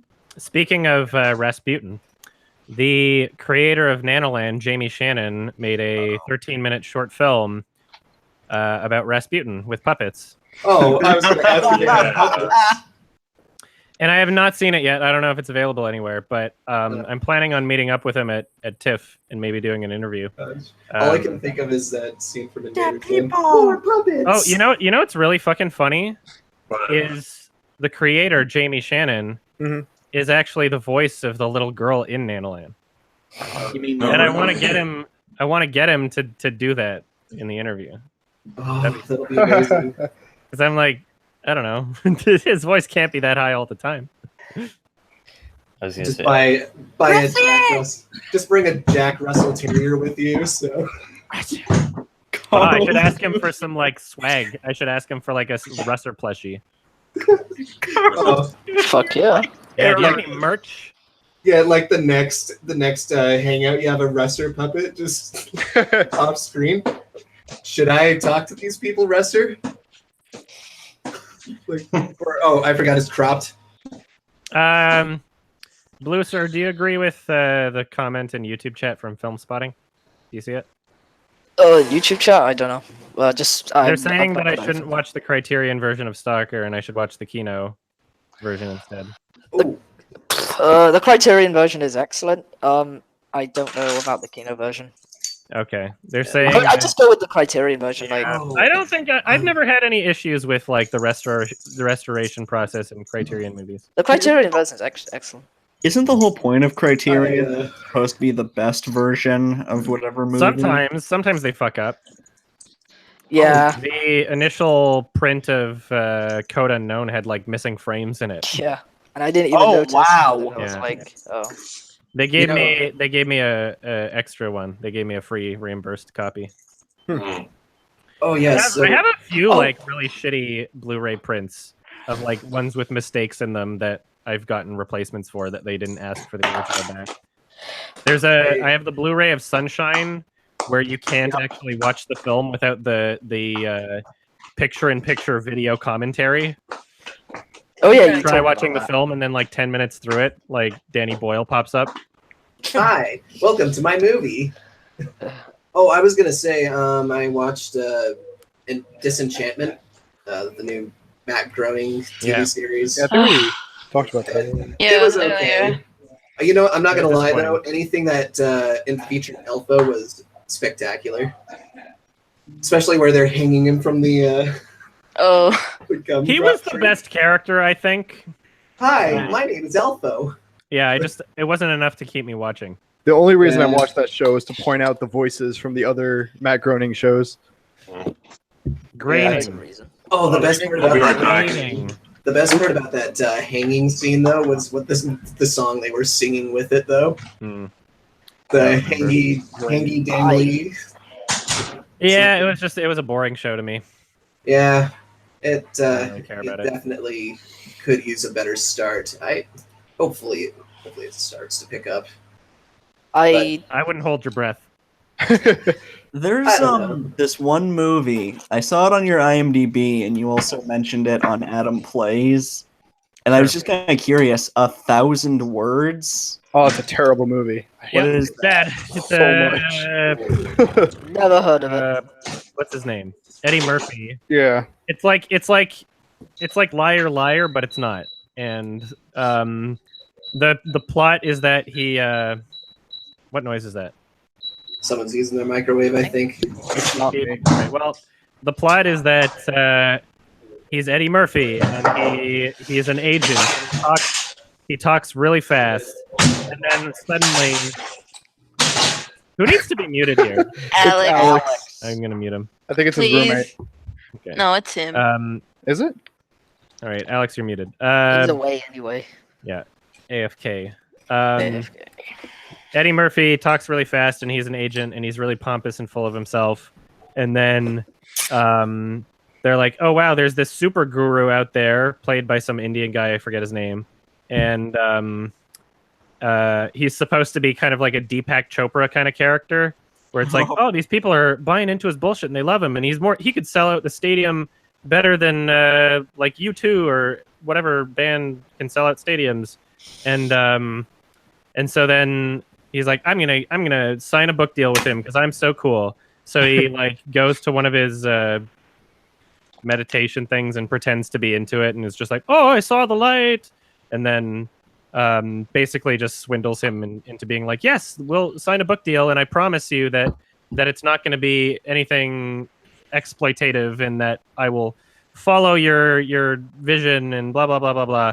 He signs the book deal, and then turns out that the book is like a pamphlet, and then a magical tree appears in his yard out of nowhere, and then every time he talks, a leaf falls from the tree, and then he starts experiencing health issues, and he's like, "Why?" You're talking about 1,000 words. Yeah, it's like, why am I experiencing health issues?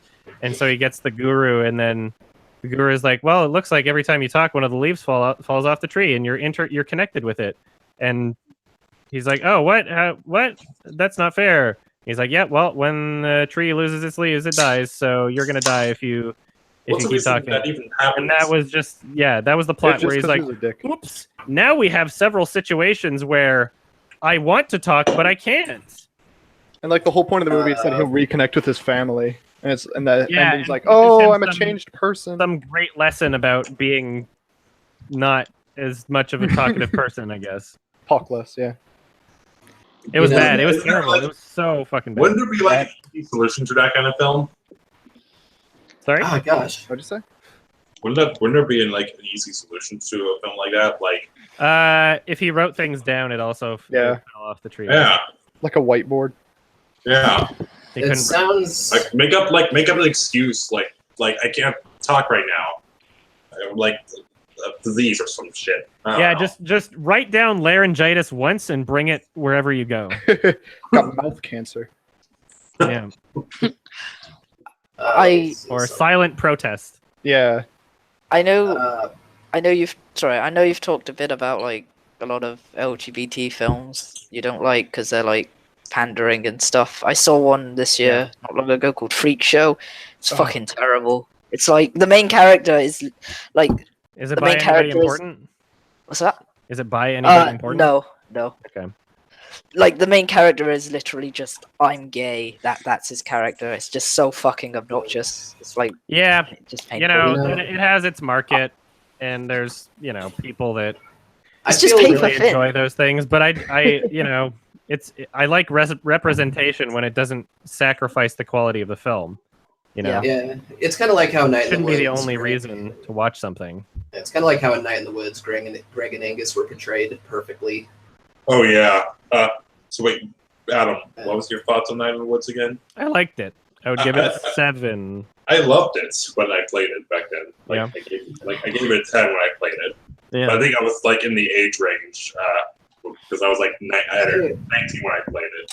I kind of like how in depth the exploration can be sometimes. Like it was fun. It had character to it. It was like Life is Strange, but not bad. I personally liked Life is Strange. It got me to cry. So I cried too. Life is Strange. I have a very complicated relationship with that game. Give them better. Are they coming out with another one? Yeah, Life is Strange. Yes. Yeah, but no more Max and Chloe. I have Possibly the game could be maybe bearable. I have a love-hate relationship with the relationship between Max and Chloe. Chloe is just such an awful person. That's why I never played Before the Storm. Before the Storm was okay, but that was just because you could have because no Ashley Birch. Well, Has anyone? Chloe's the type of person that the same people who really love the game, the same people that it's pandering to, they should be calling her problematic. She's an awful person. Yeah. The thing is, whenever I think Life is Strange, I think Tumblr, and whenever I think Tumblr, I think that community. That I think I've heard someone comment this game saying, "Oh, it's similar to the game." Yeah. It may as well be like a huge thing on like Tumblr in action or something like that. Has anyone seen that video by a YouTuber named ER on Life is Strange? Yep. I thought he's got great editing, but is kind of a little. Has anyone seen the video by Shammy comparing Life is Strange with Night in the Woods? Sorry, I think I saw part of it. I think so. I didn't watch Love, Simon, by the way. Person. I guess like Night in the Woods and Life is Strange has kind of given me some inspiration for something. I don't know. I always wanted to make a college-based movie, except with good actors. Yeah, you could make something that is appealing to the same demographic that isn't as shitty. I feel. Yeah. The thing is, it's just like with games like that, and I have nothing against the community, but it brings in the radical side of the LGBT or whatever it's called community. Yeah. And they just like fanboy, fangirl all over that aspect, and I don't know why, but that can't be the best thing of the movie or the game or whatever. I heard Life is Strange had a really shitty fan film as well. It was funny. You know what? Like, it's one of the best fan films I've ever seen in the sense that it's like exactly what the game is. What the game is shit. It was bad but good. It was like this feels like the game could have made this fan film. The thing is, I was very invested with like the Kate Marsh side story.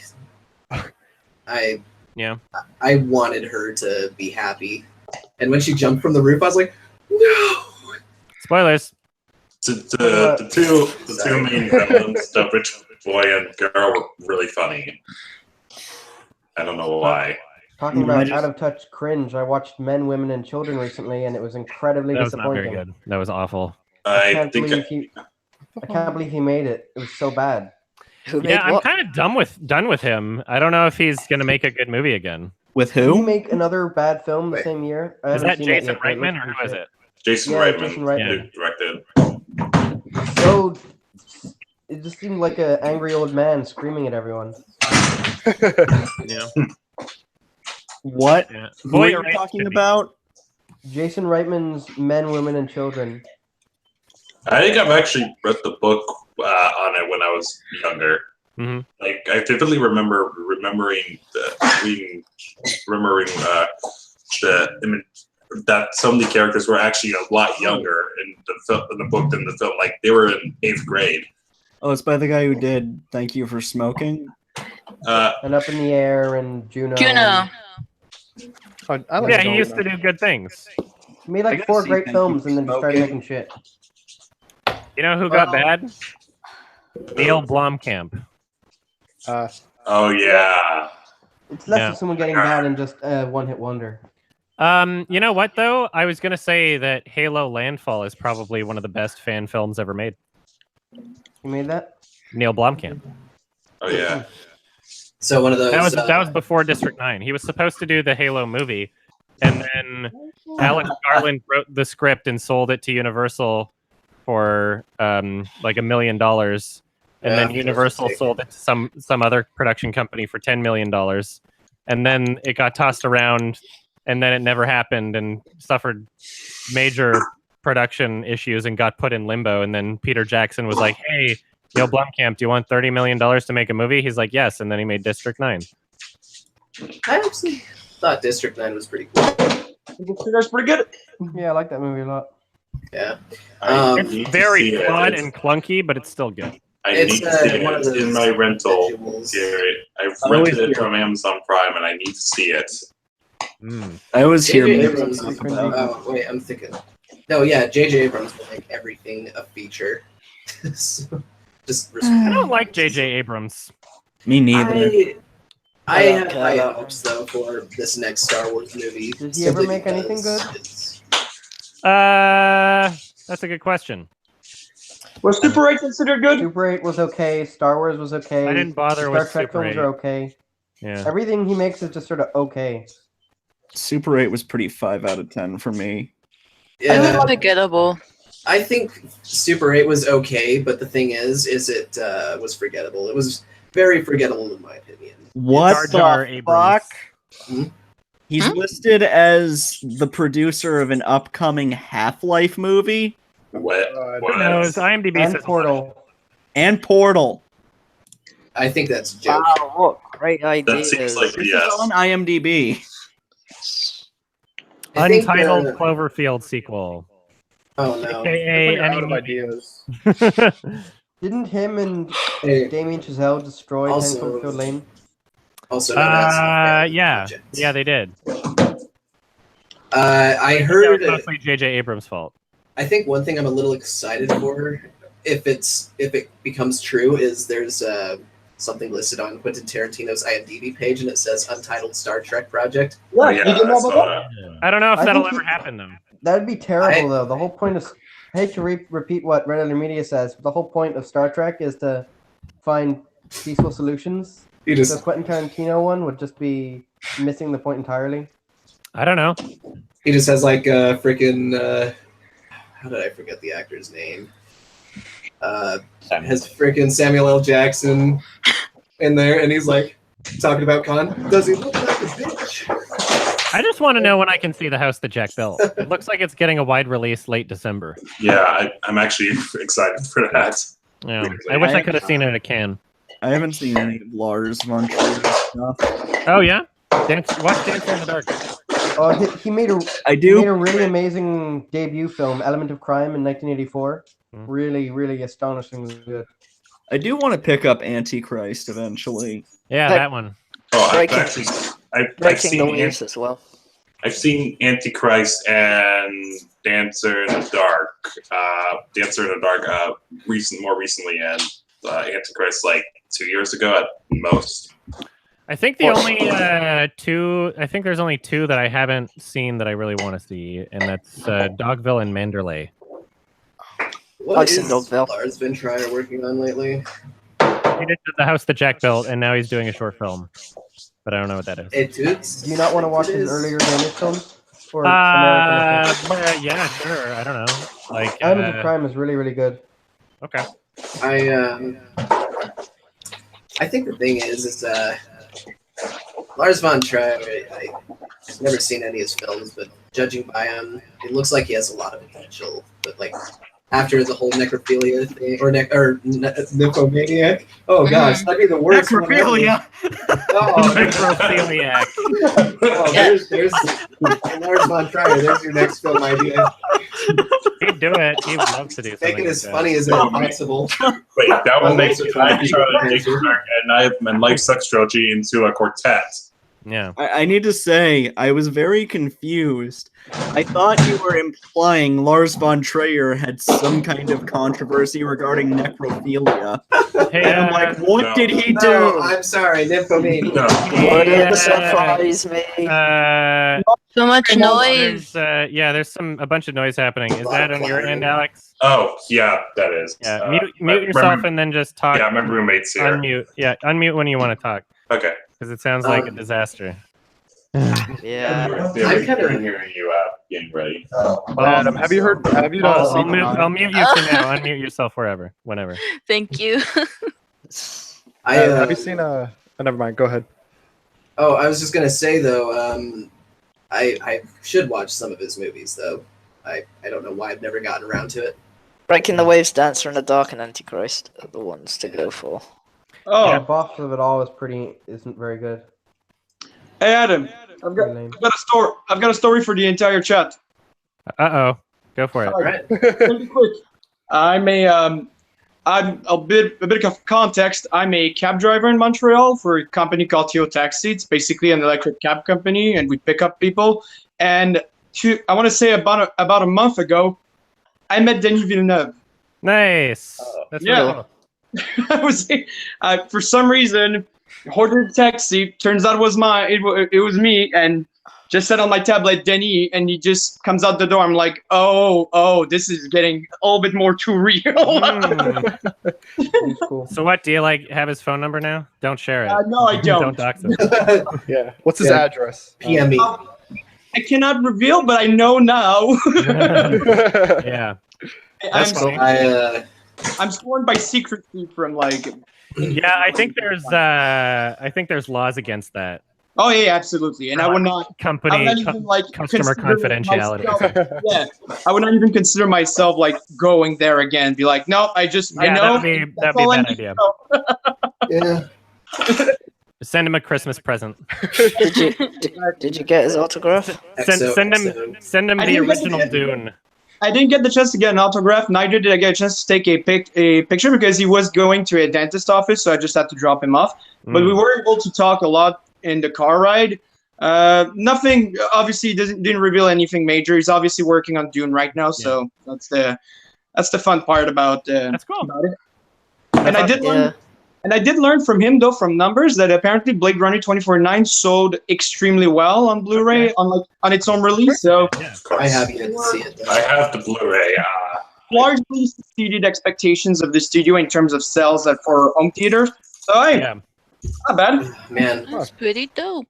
I mean, Yeah. I figured that would do better on home video because they didn't advertise it very well for theaters. I don't think it came to the theater by Yeah. now. That's right. They were advertising Happy Death Day instead. Oh, God.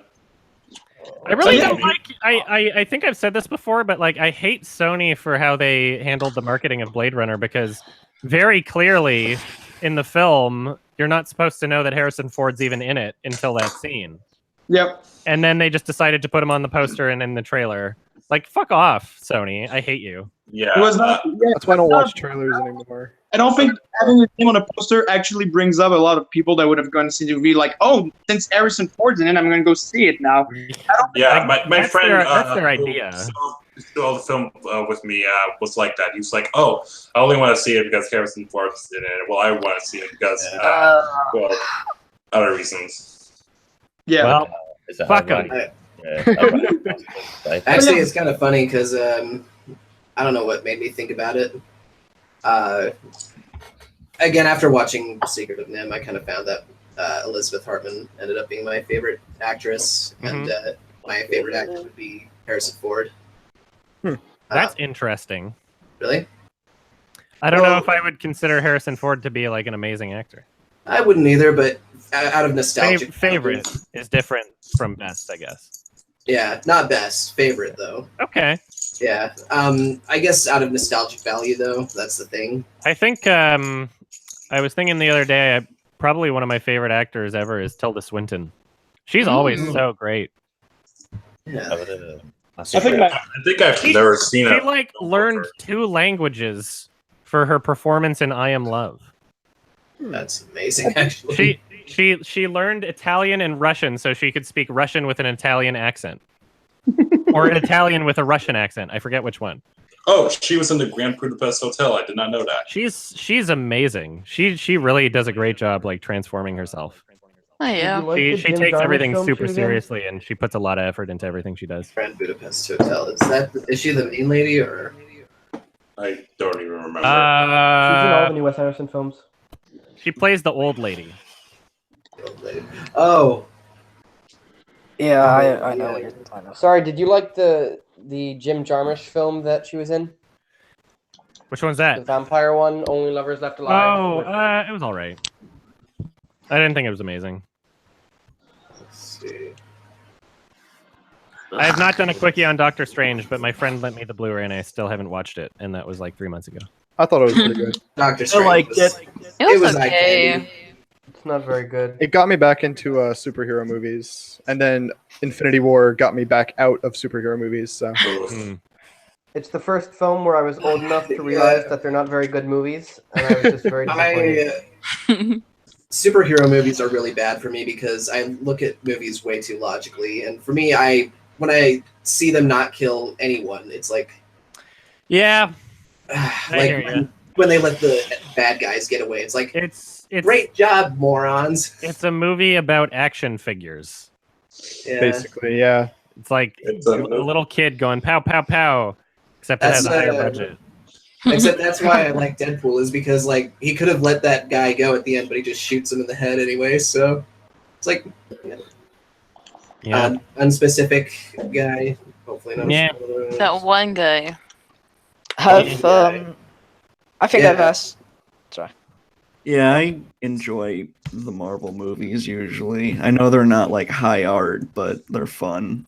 It used to drive me nuts because after watching Iron Man 3 and Black Panther were fucking horrible. I didn't get to see. I hated Iron Man 2. The first two Thor were terrible. Oh yeah. First two Thors. I forgot about that. Let me see if I can find First this. Captain America. Black Panther is just very meh. It felt really not But it has black people in it, so it must be Exactly. I thought it was horrible. I thought it was very bad. It wasn't good. Where I is felt it? like it was pushing an agenda. The good thing about I mean, I literally predicted the I would ending. describe Black Panther. One Well, of those like, made I me mean- want to puke. Like I said, there's nothing wrong with representation. It's just that shouldn't be the only reason to like something. Just you know? because it's Like you should make a good movie also. exactly. And if you Shouldn't hate it, forget you're to make a good racist. movie in there. It's like I know how it's not the movie's fault, but I do think that my opinion of Black Panther has been like harmed by the whole hoopla around it. Yeah. Hoopla.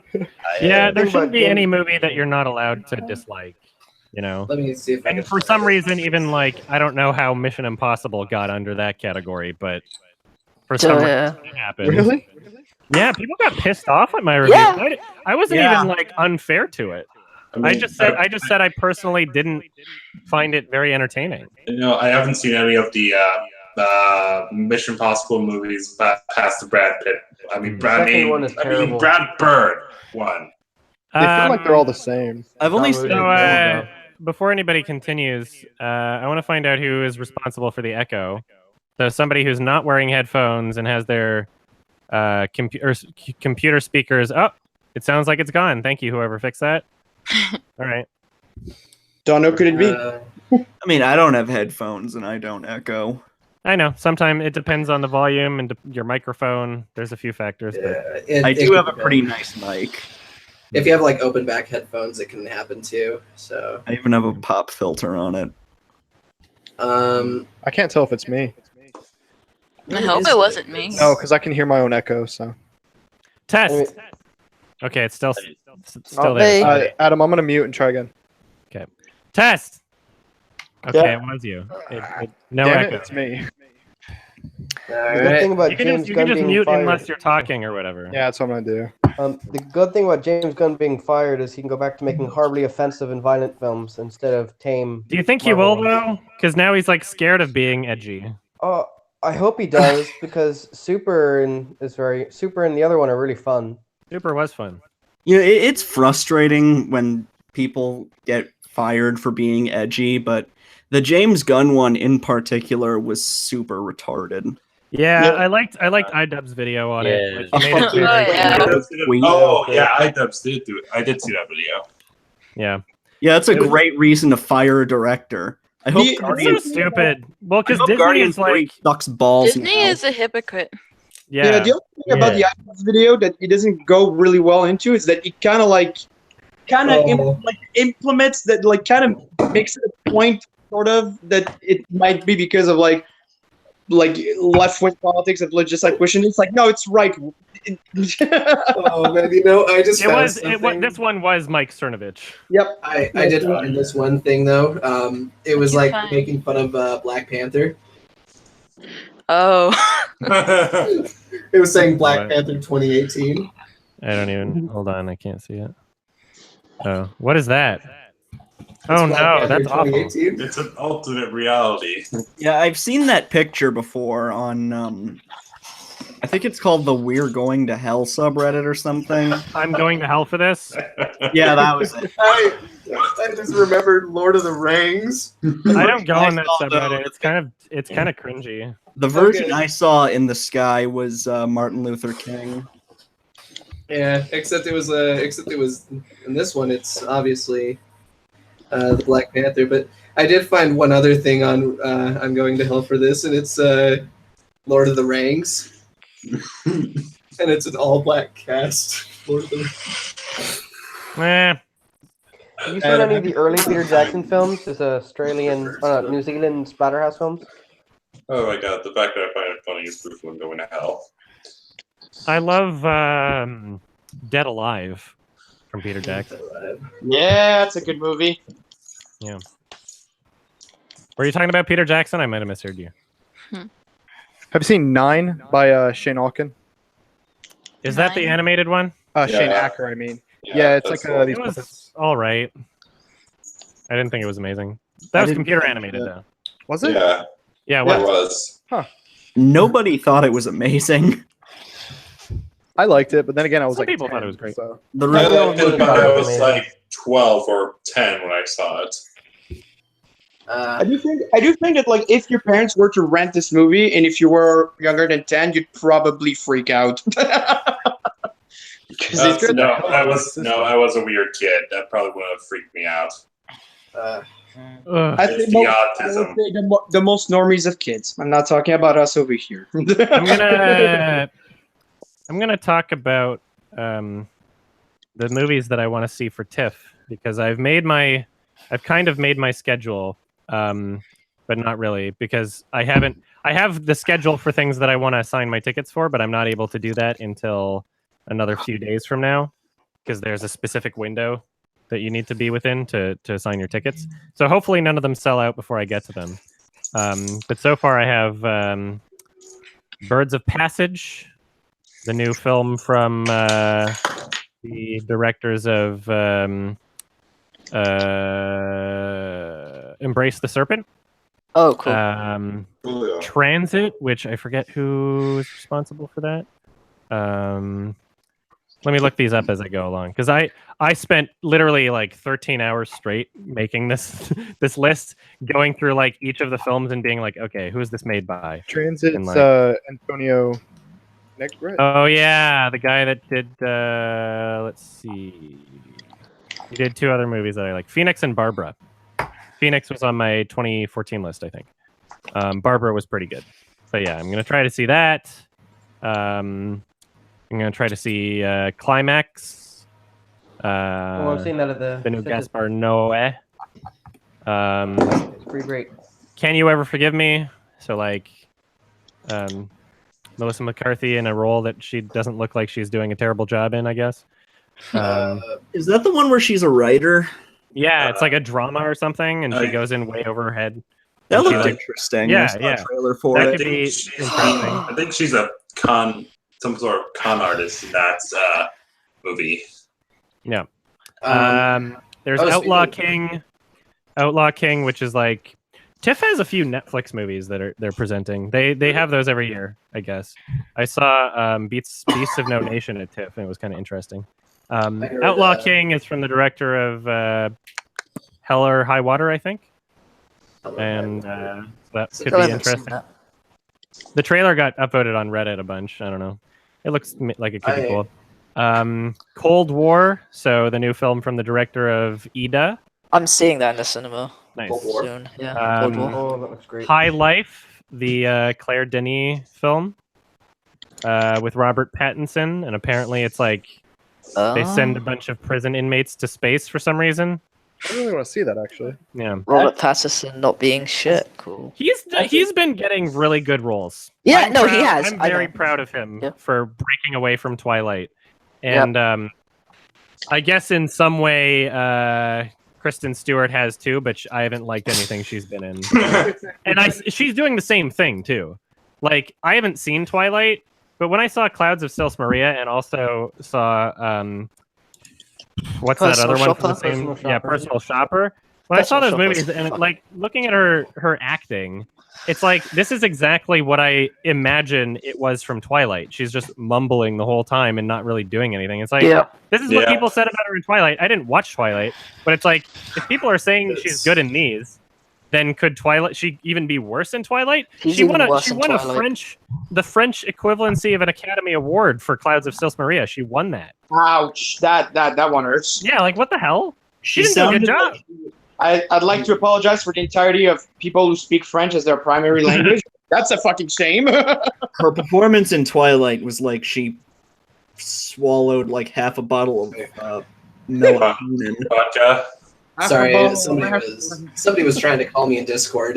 Who are we talking about? Kirsten Kirsten talking Stewart. about Kirsten Stewart. Kirsten. Clara. very, somebody is asking me if I want to see Clara. I don't really want to. I don't think that looks any good. Kristen Fucking Stewart. looks like a cheesy sci-fi movie, and it's also Canadian, so that's not a good start. Canadian movies aren't that good usually. She played as fucking Bella. Okay.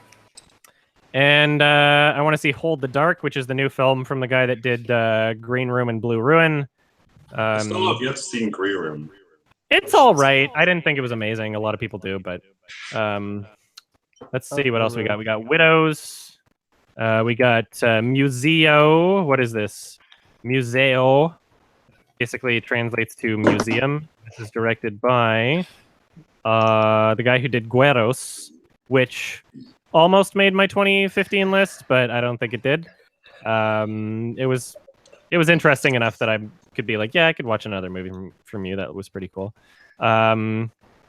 Let's see what else we got here. We got Everybody Knows, the new Asghar Farhadi film, which I missed at Cannes. Apparently, it's not getting that great reviews, but we'll see it. Yeah, a lot of these. I don't know if the film's in English. It's got Penelope Cruz and what are they speaking? Spanish?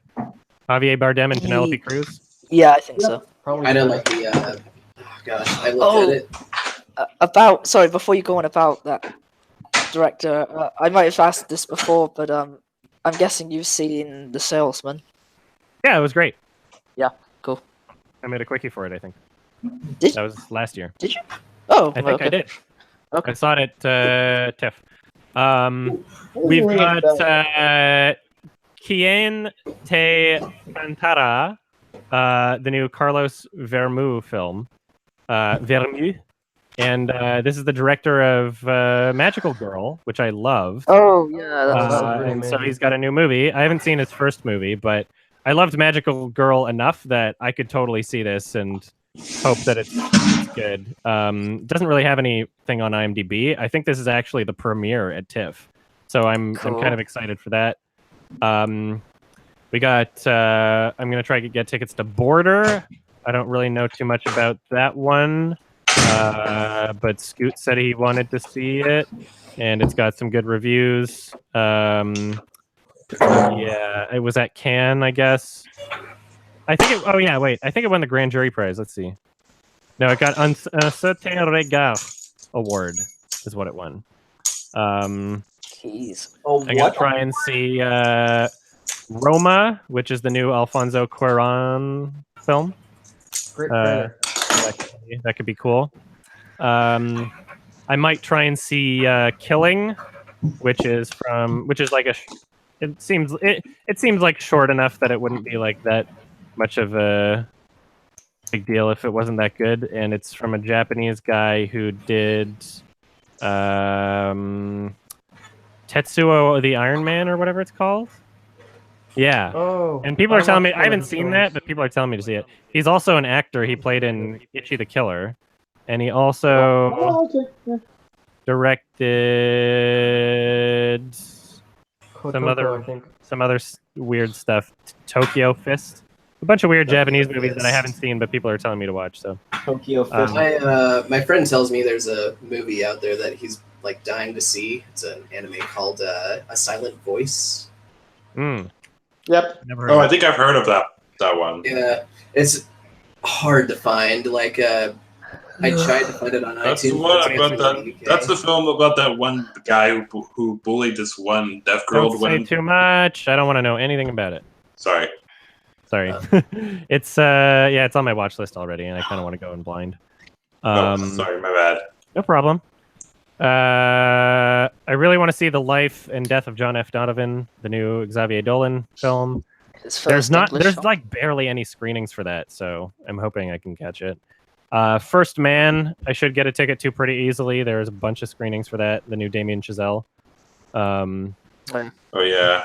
Are you? Go on. Oh, sorry. Are you going to make a quickie on the Happytime Murders? I heard it. I'm not gonna watch it.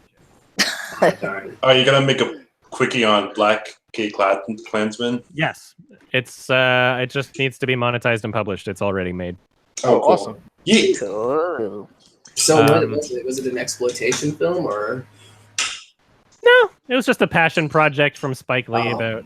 It kind of sounds banning like racism in. It's not an exploitation. It's not. It's. I shouldn't say it. I still want you to see Sorry to Bother You. I will. I think I've missed its theatrical run, unfortunately, but I'll watch it. I'm gonna try and see The Factory, which is from the director of The Fool. The Russian I've director heard about of that. Yeah. I might try and catch 22 July, which is a Paul Greengrass movie about like about Andrei Breivik or whatever that terrorist child killer guy's name was. From was it in where was it? It wasn't Sweden, was it? Norway? What is it? The guy who like blew up a parliament building and then went to an island and gunned down a bunch of Christian kids, like, or a bunch of liberal kids or something, where he like hunted them down. And he's I think the world record holder for like most people killed in a killing spree right now. So wait, Killed hold like on. 88 people. Hold on. Are people making a movie about this situation? Yeah.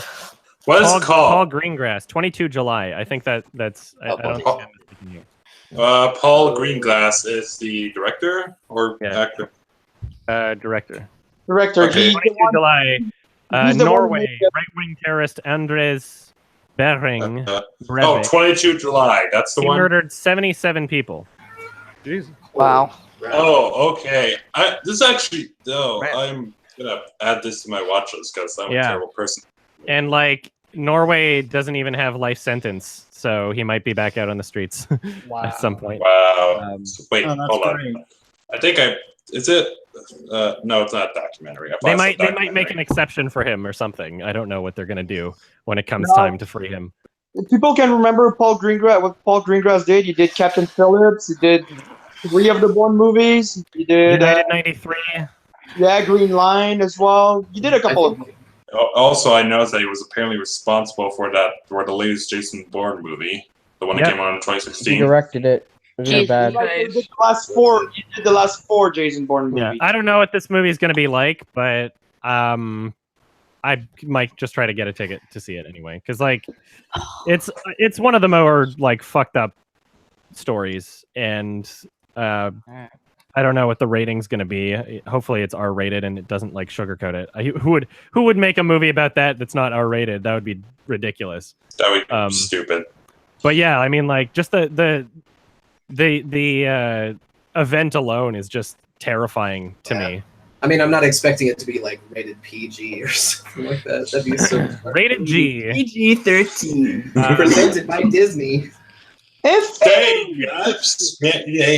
gonna try and catch Wildlife, which is the directorial debut from Paul Dano.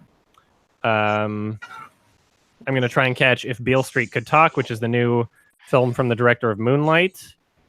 I might try and catch Hotel Mumbai. I don't remember why. Let's see. This is a maybe. Hotel Mumbai.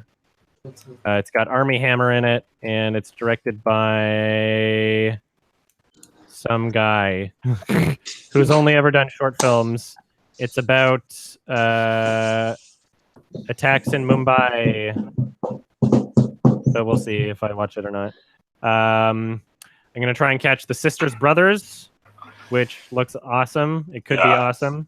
I really want to see that. Jake Gyllenhaal, Joaquin Phoenix, and John C. Reilly. Directed by Jacques Audiard, who has made 2 films on my top 10 lists, one of them being Rust and Bone and one of them being Deepan. He also made A Prophet, which a lot of people really loved, and I thought was pretty good. Oh, yeah. A Prophet's really great. Yeah. I'm also going to try and catch the new Michael Moore, Fahrenheit 11/9, and we'll see how that goes. Oh, that's I bet that's gonna get like the best reviews from everyone ever. We'll see. I mean, the film he made before this, what was it called? Michael Moore in Trumpland? No, the actual movie he made before that, not the straight to YouTube one. Where to Invade. Yeah, Where to Invade Next. I don't even think that got great reviews. Like that one was, it was fine. Yeah, that got a 64 Metascore. So I think Michael Moore isn't like as good as he used to be. That's for sure. I saw Fahrenheit 9/11 like a while back. When, but I don't remember the details of it. I'm gonna try and catch The Predator, the new Predator movie. Yeah, because then I can review it like a week early, I guess. But we'll see. Did you see The Nice Guys? No. Oh, The Nice Guys is great. Oh, it's fun. It was I thought really it was good. Yeah. I'll watch it. Is it still on my watch list? Let's see. The Nice Guys. Available on YouTube. Yeah, it's on my watch list. I haven't seen it yet. And it's on Netflix. I've checked because I rewatched the movie recently. And since I'm in Canada, you can trust my words, Adam. Okay. A trustworthy. I'm gonna try and watch Capernaum, which is a film that got really good reception at Cannes, but I missed when I was there. I'm gonna try and watch Vox Lux, which is a film by, I forget his name, Brady Corbett, who plays the dopey guy in the Funny Games US version, and he was also the star of Simon Killer. And he directed one movie before, and it was all right. But this one has Natalie Portman and Jude Law in it, so who knows? This could be really good. I don't know. And then I'm also going to try and catch Dogman, which I also missed at TIFF, and that was the new... what is that director's name? That's... Matteo Grano. Matteo Garon. That cover reminds me of I Am Legend for some reason. Yeah, I don't know. It got good reviews at Cannes. I really loved Reality. I thought that was fantastic. Adam, how'd you spell Garone? Garrone. Can I put Garone here? No, Garon. Garon. Good boy. Oh. Garone. Garone. He's apparently making a Pinocchio movie. A live-action Pinocchio. Oh. We'll see how that is. I've seen a live-action Pinocchio before. I forgot what it was. I think it was just called... He's an interesting director. Tale of Tales wasn't great, but it was like very interesting at least. It was weird. So they're making a Pinocchio movie? Yeah. Really? Matteo Garon. It's gonna be speaking in Italian. Is it like is it what's the word on I'm gonna be back in. Give me a minute. I'll be right back. Okay. So are they going off the source material? Look at these, if they'll upload. You can't tell me Dogman is not the rear view of I Am Legend. I guess we can't look at it because I need permission. I need permission, please. Oh shit. Permission. Oh man, I was remembering something we were talking about a while back, but a friend and I, we were saying, like, what if there were all these Ernest movies, even though Jim Henson, or whatever, not Jim Henson, who played as Ernest? Oh, there we go. All right. That was public. Fuck. Yay. I used to know that. And Ernest. Was it Jim something? Dogman, the PNG. Just a heads up. This hangout is going to end in probably 10 minutes. Okay. That's good because I need to go. Jim, there we go. Can you see the pictures now? Yeah. You can't tell me the Dogman's not the rear view of I Am Legend. Man. Oh man, I just remembered what it was. Dogman, Jim Varney. But we were like making up all these new Ernest movies, like Ernest joins ISIS or something like that. Oh yeah, Adam, you probably didn't mention it because I brought it up first, but I guess you're seeing Sunset. Yeah. Did I mention that? I don't think so. It's probably because I brought it up. Let's see. Oh yeah, it's there. It's there. Yeah, Hey, I just Adam, forgot to mention it. I don't know why I skipped it. Are you gonna see the next Hayden Christensen movie, Little Italy? That looks real good. Are you gonna see the Star Wars prequels? Watch them all in a row? Sure. Before we end, have you seen the Spanish show Money Heist? No. I am looking for other people who have seen it because I really liked it. Sorry, what's the name of it? Money Heist. It's a really bad translation, but I think the actors did really well in their. La Casa del Papel. Oh! Now I know what you're talking And the about. translation is Money Heist? Because I know that show as La Casa de Papel before they changed it to Money Heist for whatever reason. It's because they translate it to English, I'm pretty sure. But the dub is really good. I didn't watch the dub. Really I captures watched the emotion of the Spanish version. I watched the Spanish voices of that show. I never watch anything dubbed personally. I can only watch it dubbed. I only watch a few specific mediums and dub, and that medium is never mind. Oh. There are very few cases where I would watch something dubbed. You can only really get away with dubbed in certain animated films. I The find. the only dub I watch is iDubbbz.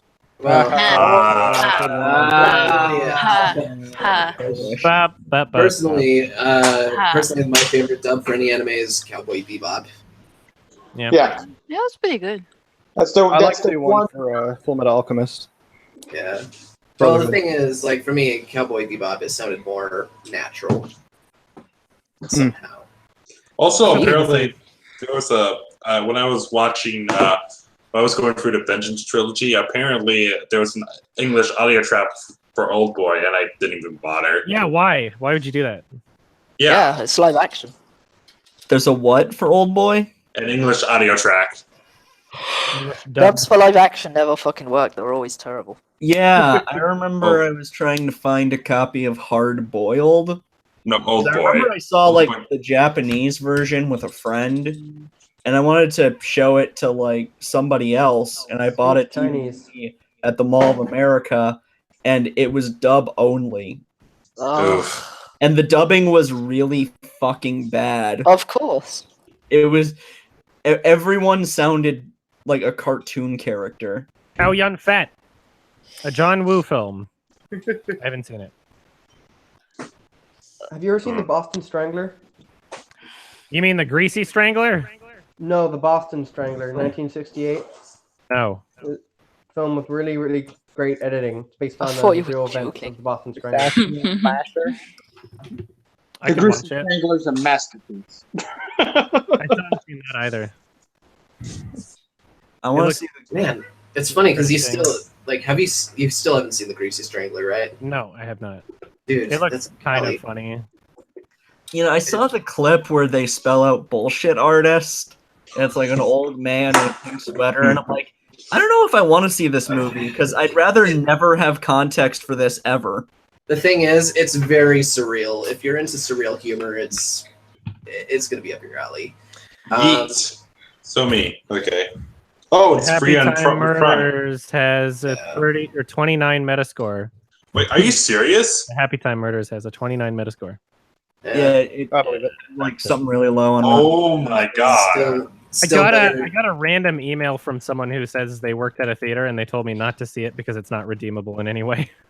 Wait, Like, I wasn't planning on seeing it. But. Is the Happytime Murders the one with the puppets? Yeah. It's the one with the pigs. Melissa McCarthy. I I've seen kind a of wanted it to work. Whenever I see an ad for it, I always think of Who Framed Roger Rabbit.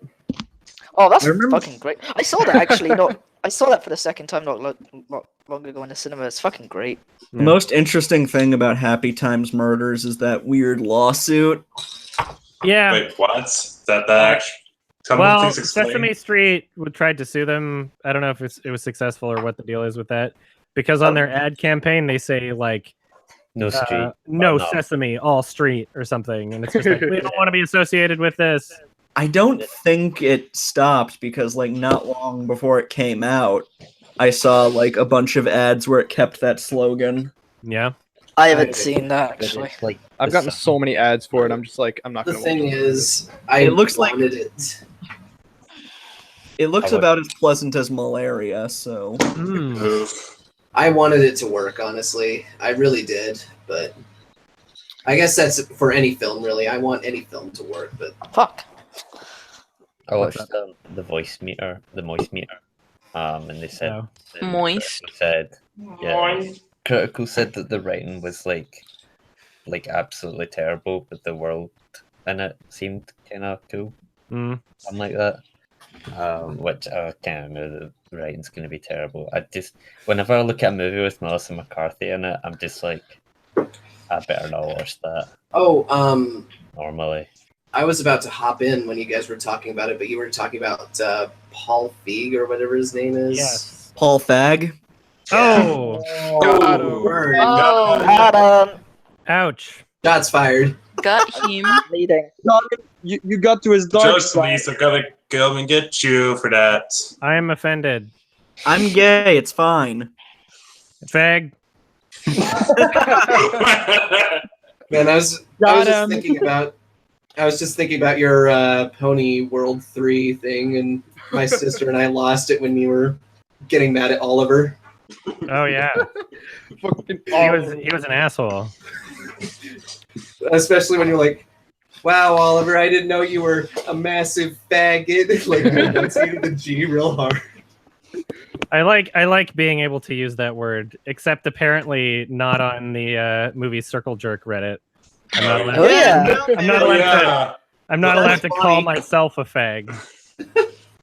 I mean, I'm pretty sure I'm not supposed to call myself retarded, even though I'm autistic. But I'm not allowed to call myself autistic or make jokes about autism. I just don't care about any word, frankly. It's a 'Cause word. If someone called me, like, unironically called me a faggot to hurt my feelings, that person is already an asshole. Why should I care what word they used? Yeah. Oh, I'm already offended by my existence. Oh, sorry. What was going on with the whole Paul Feig thing? I don't know. No one likes him. Stupid. We were talking about his darker side. He's got a dark side, and he's gonna show you his There's like a movie with an ad that says Paul Fag's darker side or whatever. Yeah, we talked about it earlier. Simple favor. Let's see here. The darker side of Paul Feig. I really liked the Mr. Plinkett Ghostbusters video. You know, I bet his darker side. Remember Scarface? Apparently Lena Dunham's going to be in the new Quentin Tarantino movie. Yeah. Wait, that's coming out next year, right? That's such a bad idea. 2019. I don't know. I don't know what kind of character she's playing. I don't know much about Lena Dunham. Why do people hate her? It's so terrible. Because she's a hypocrite and she raped her sister. Wait, I'm sorry. I believe it. What? No, man, Look it women up. can't rape. Women can't rape. Allegedly. Okay. What? Give me exact keywords. What do you mean? Like, look up Lena Dunham's sister and you'll find it. Lena Dunham. Okay, here we go. Lena Dunham sister. And she's also a massive hypocrite. Oh. And she's really annoying. But anyway, like, let's not get too into it. Yeah, I've never met anybody who's like, oh yeah, I really like Lena Dunham. Yeah, I'll just keep a tab on this. Oh my gosh. Yeah. But we'll see how it is. She's probably not playing like a major role anyway.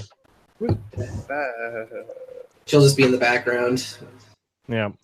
I watched Stoker the other day, the English-speaking Chen Wook film, and I went in thinking it was a vampire film. So for the first half, all the weird shit and bad writing, I thought was just really cool vampire stuff. No. And I started to slowly realize it wasn't about vampires, and realized that everything was just really bad writing. Sometimes when you try and make a movie in a language you don't really speak, it doesn't really work out. Did you assume it had Also, something to do with Michael from Prison Break wrote the script, so not really. Did you assume it had something to do with Bram Stoker because of the name? Were you trying to watch Thirst and you put in the wrong movie? No, I just thought he just made 2 vampire movies. I want to see what we do in the shadows. Yeah. Oh, that's pretty good. Yeah. I think Thirst might be the best vampire movie ever made. Really? I think I've seen it. And that's with Pete. So good. I love it. We're still friends today. Thirst is one of his better movies, I think. I it? can watch that movie a lot. It's super fun. I think my favorite vampire story comes from Japan. It's the anime series Fiki. That was really fucking good. The rest has been like not my cup of tea. So I'm gonna end this podcast, not really podcast, hangout pretty soon. I have Sardonicast. So, Final new question. Sardonicast coming out in the next 48 hours, I guess. Any final great questions episode. or comments you guys wanted to ask? Or Just real fast, in your Abe Odyssey uploads on your main channel, you're gonna have Scoot reading out "Bad Touch" by Bloodhound Gang. No, I don't know. Maybe I don't know. I'm not. We'll see what the editor does. Please. Okay. Did you consider that raw danger thing? Oh, the PS2 game? Yeah. Yeah, I got it off eBay. I haven't touched it yet, though. Oh yes, this is gonna be so great. Yeah, I'll have to remember to. The acting is atrocious, but the mechanics in the game are kind of fun. So Yeah, it looks kind of funny. So. Yeah, I have a question. Yes. Are you still accepting applications for editors? Not at the moment, but if you send me something and it's amazing, then I might figure out a way to work with it. What about animators? Animators? Sure, yeah. Oh, cool. Yeah. Animators are good. I wish I was good at drawing or animating. if I had talent with editing, the only thing I have close to editing software is Magix. It's thankfully it's a non-linear editor, but it's. I have Vegas. I got it for $20. Humble Bundle? Yeah. Yeah. Humble Bundle is literally the best thing I've gotten on my computer. Oh, another thing. I tried out Beat Saber for the first time at Mall of America. And when I was in line, I told the guy about that time you played the entirety of the Shrek movie on Beat Saber. And he was like, no. Just like increasingly alarmed by that. It would have been bad if I needed to do it more than once, but I did it on my first try and I'm happy about it. I tell you were really tired afterwards. Not as tired as the days where I did like Through the Fire and the Flames and Hustle Bones for like 3 hours straight. The Shrek Beat Saber had some challenging moments, but overall it was pretty doable. I don't know if it would be determinant on the rhythm or what, but if it was something long, like I don't know, a Lawrence of Arabia Beat Saber. Ugh. I want someone to map out Jean Dillman 32 Kai de Commerce 1080 Bruxelles Criterion movie, where a woman cleans her house for like 3.5 hours. and I want them to map it out so you're like chopping the potatoes with her. What is this called? JEANNE space DIELMAN, and then the rest of the title you should find just from IMDb. And it's a Criterion art film from Chantal Ackerman, who does a lot of who did a lot of kind of like art films, I guess. And the whole point of the movie is to make you feel miserable because you're supposed to be trapped in the same life that she is. And so it's like it has artistic merit, but it's also something that like you don't really want to watch. Shoot, I because can't. You're just watching a woman clean her house for 3.5 hours. Shoot, I can't find it. What is it? You should be able to find it. JEANNE space DIELMAN. Can you do custom MP3s on Beat Saber? Wait, it's IELMAN.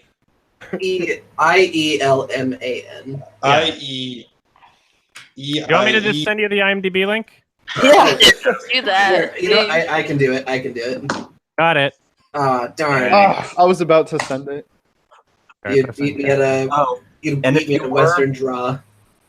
And if you were to see me at the Mall of America playing Beat Saber, it would be the most embarrassing thing you've ever seen. I was awful.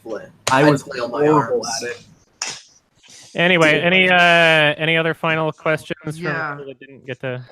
I think I'm good. Am I banned from coming back next week? No. Noises. Sorry, what? I can't hear you. I joke. I just reviewed a movie I did for 13. I can't hear you. All I can hear is doors. You cut out. Yeah, your roommate's at it again.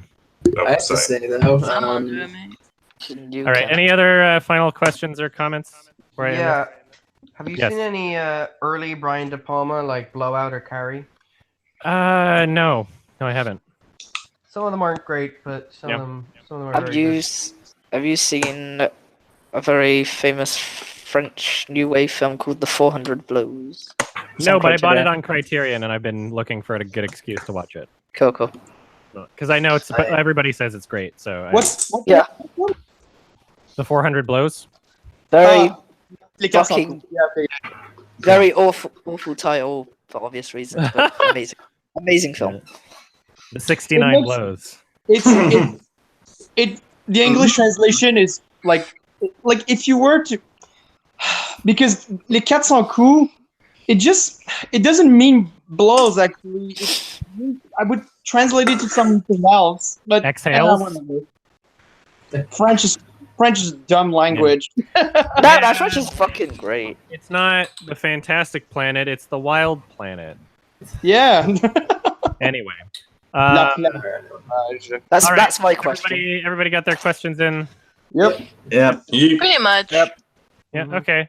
Thank you all for joining. Thank you very much for your support on Patreon. Thank you. We'll do this again next month, probably in the second half of next month, because the first half I'll be away at TIFF. So, all right. See you. Stay tuned for like quickies and stuff, and just check the front page of the Patreon. I'll update it there, just where it's on my page where it says the current date. I'll have the next date in like another week. You have the current year as well. Sorry. You have the current year as well. Yes. Yes. I'll await the quickie for this. Google Hangout 2019. All right. I'll Thank await you so this much. quickie. Love you guys. Thank you. Love you. Bye. Bye.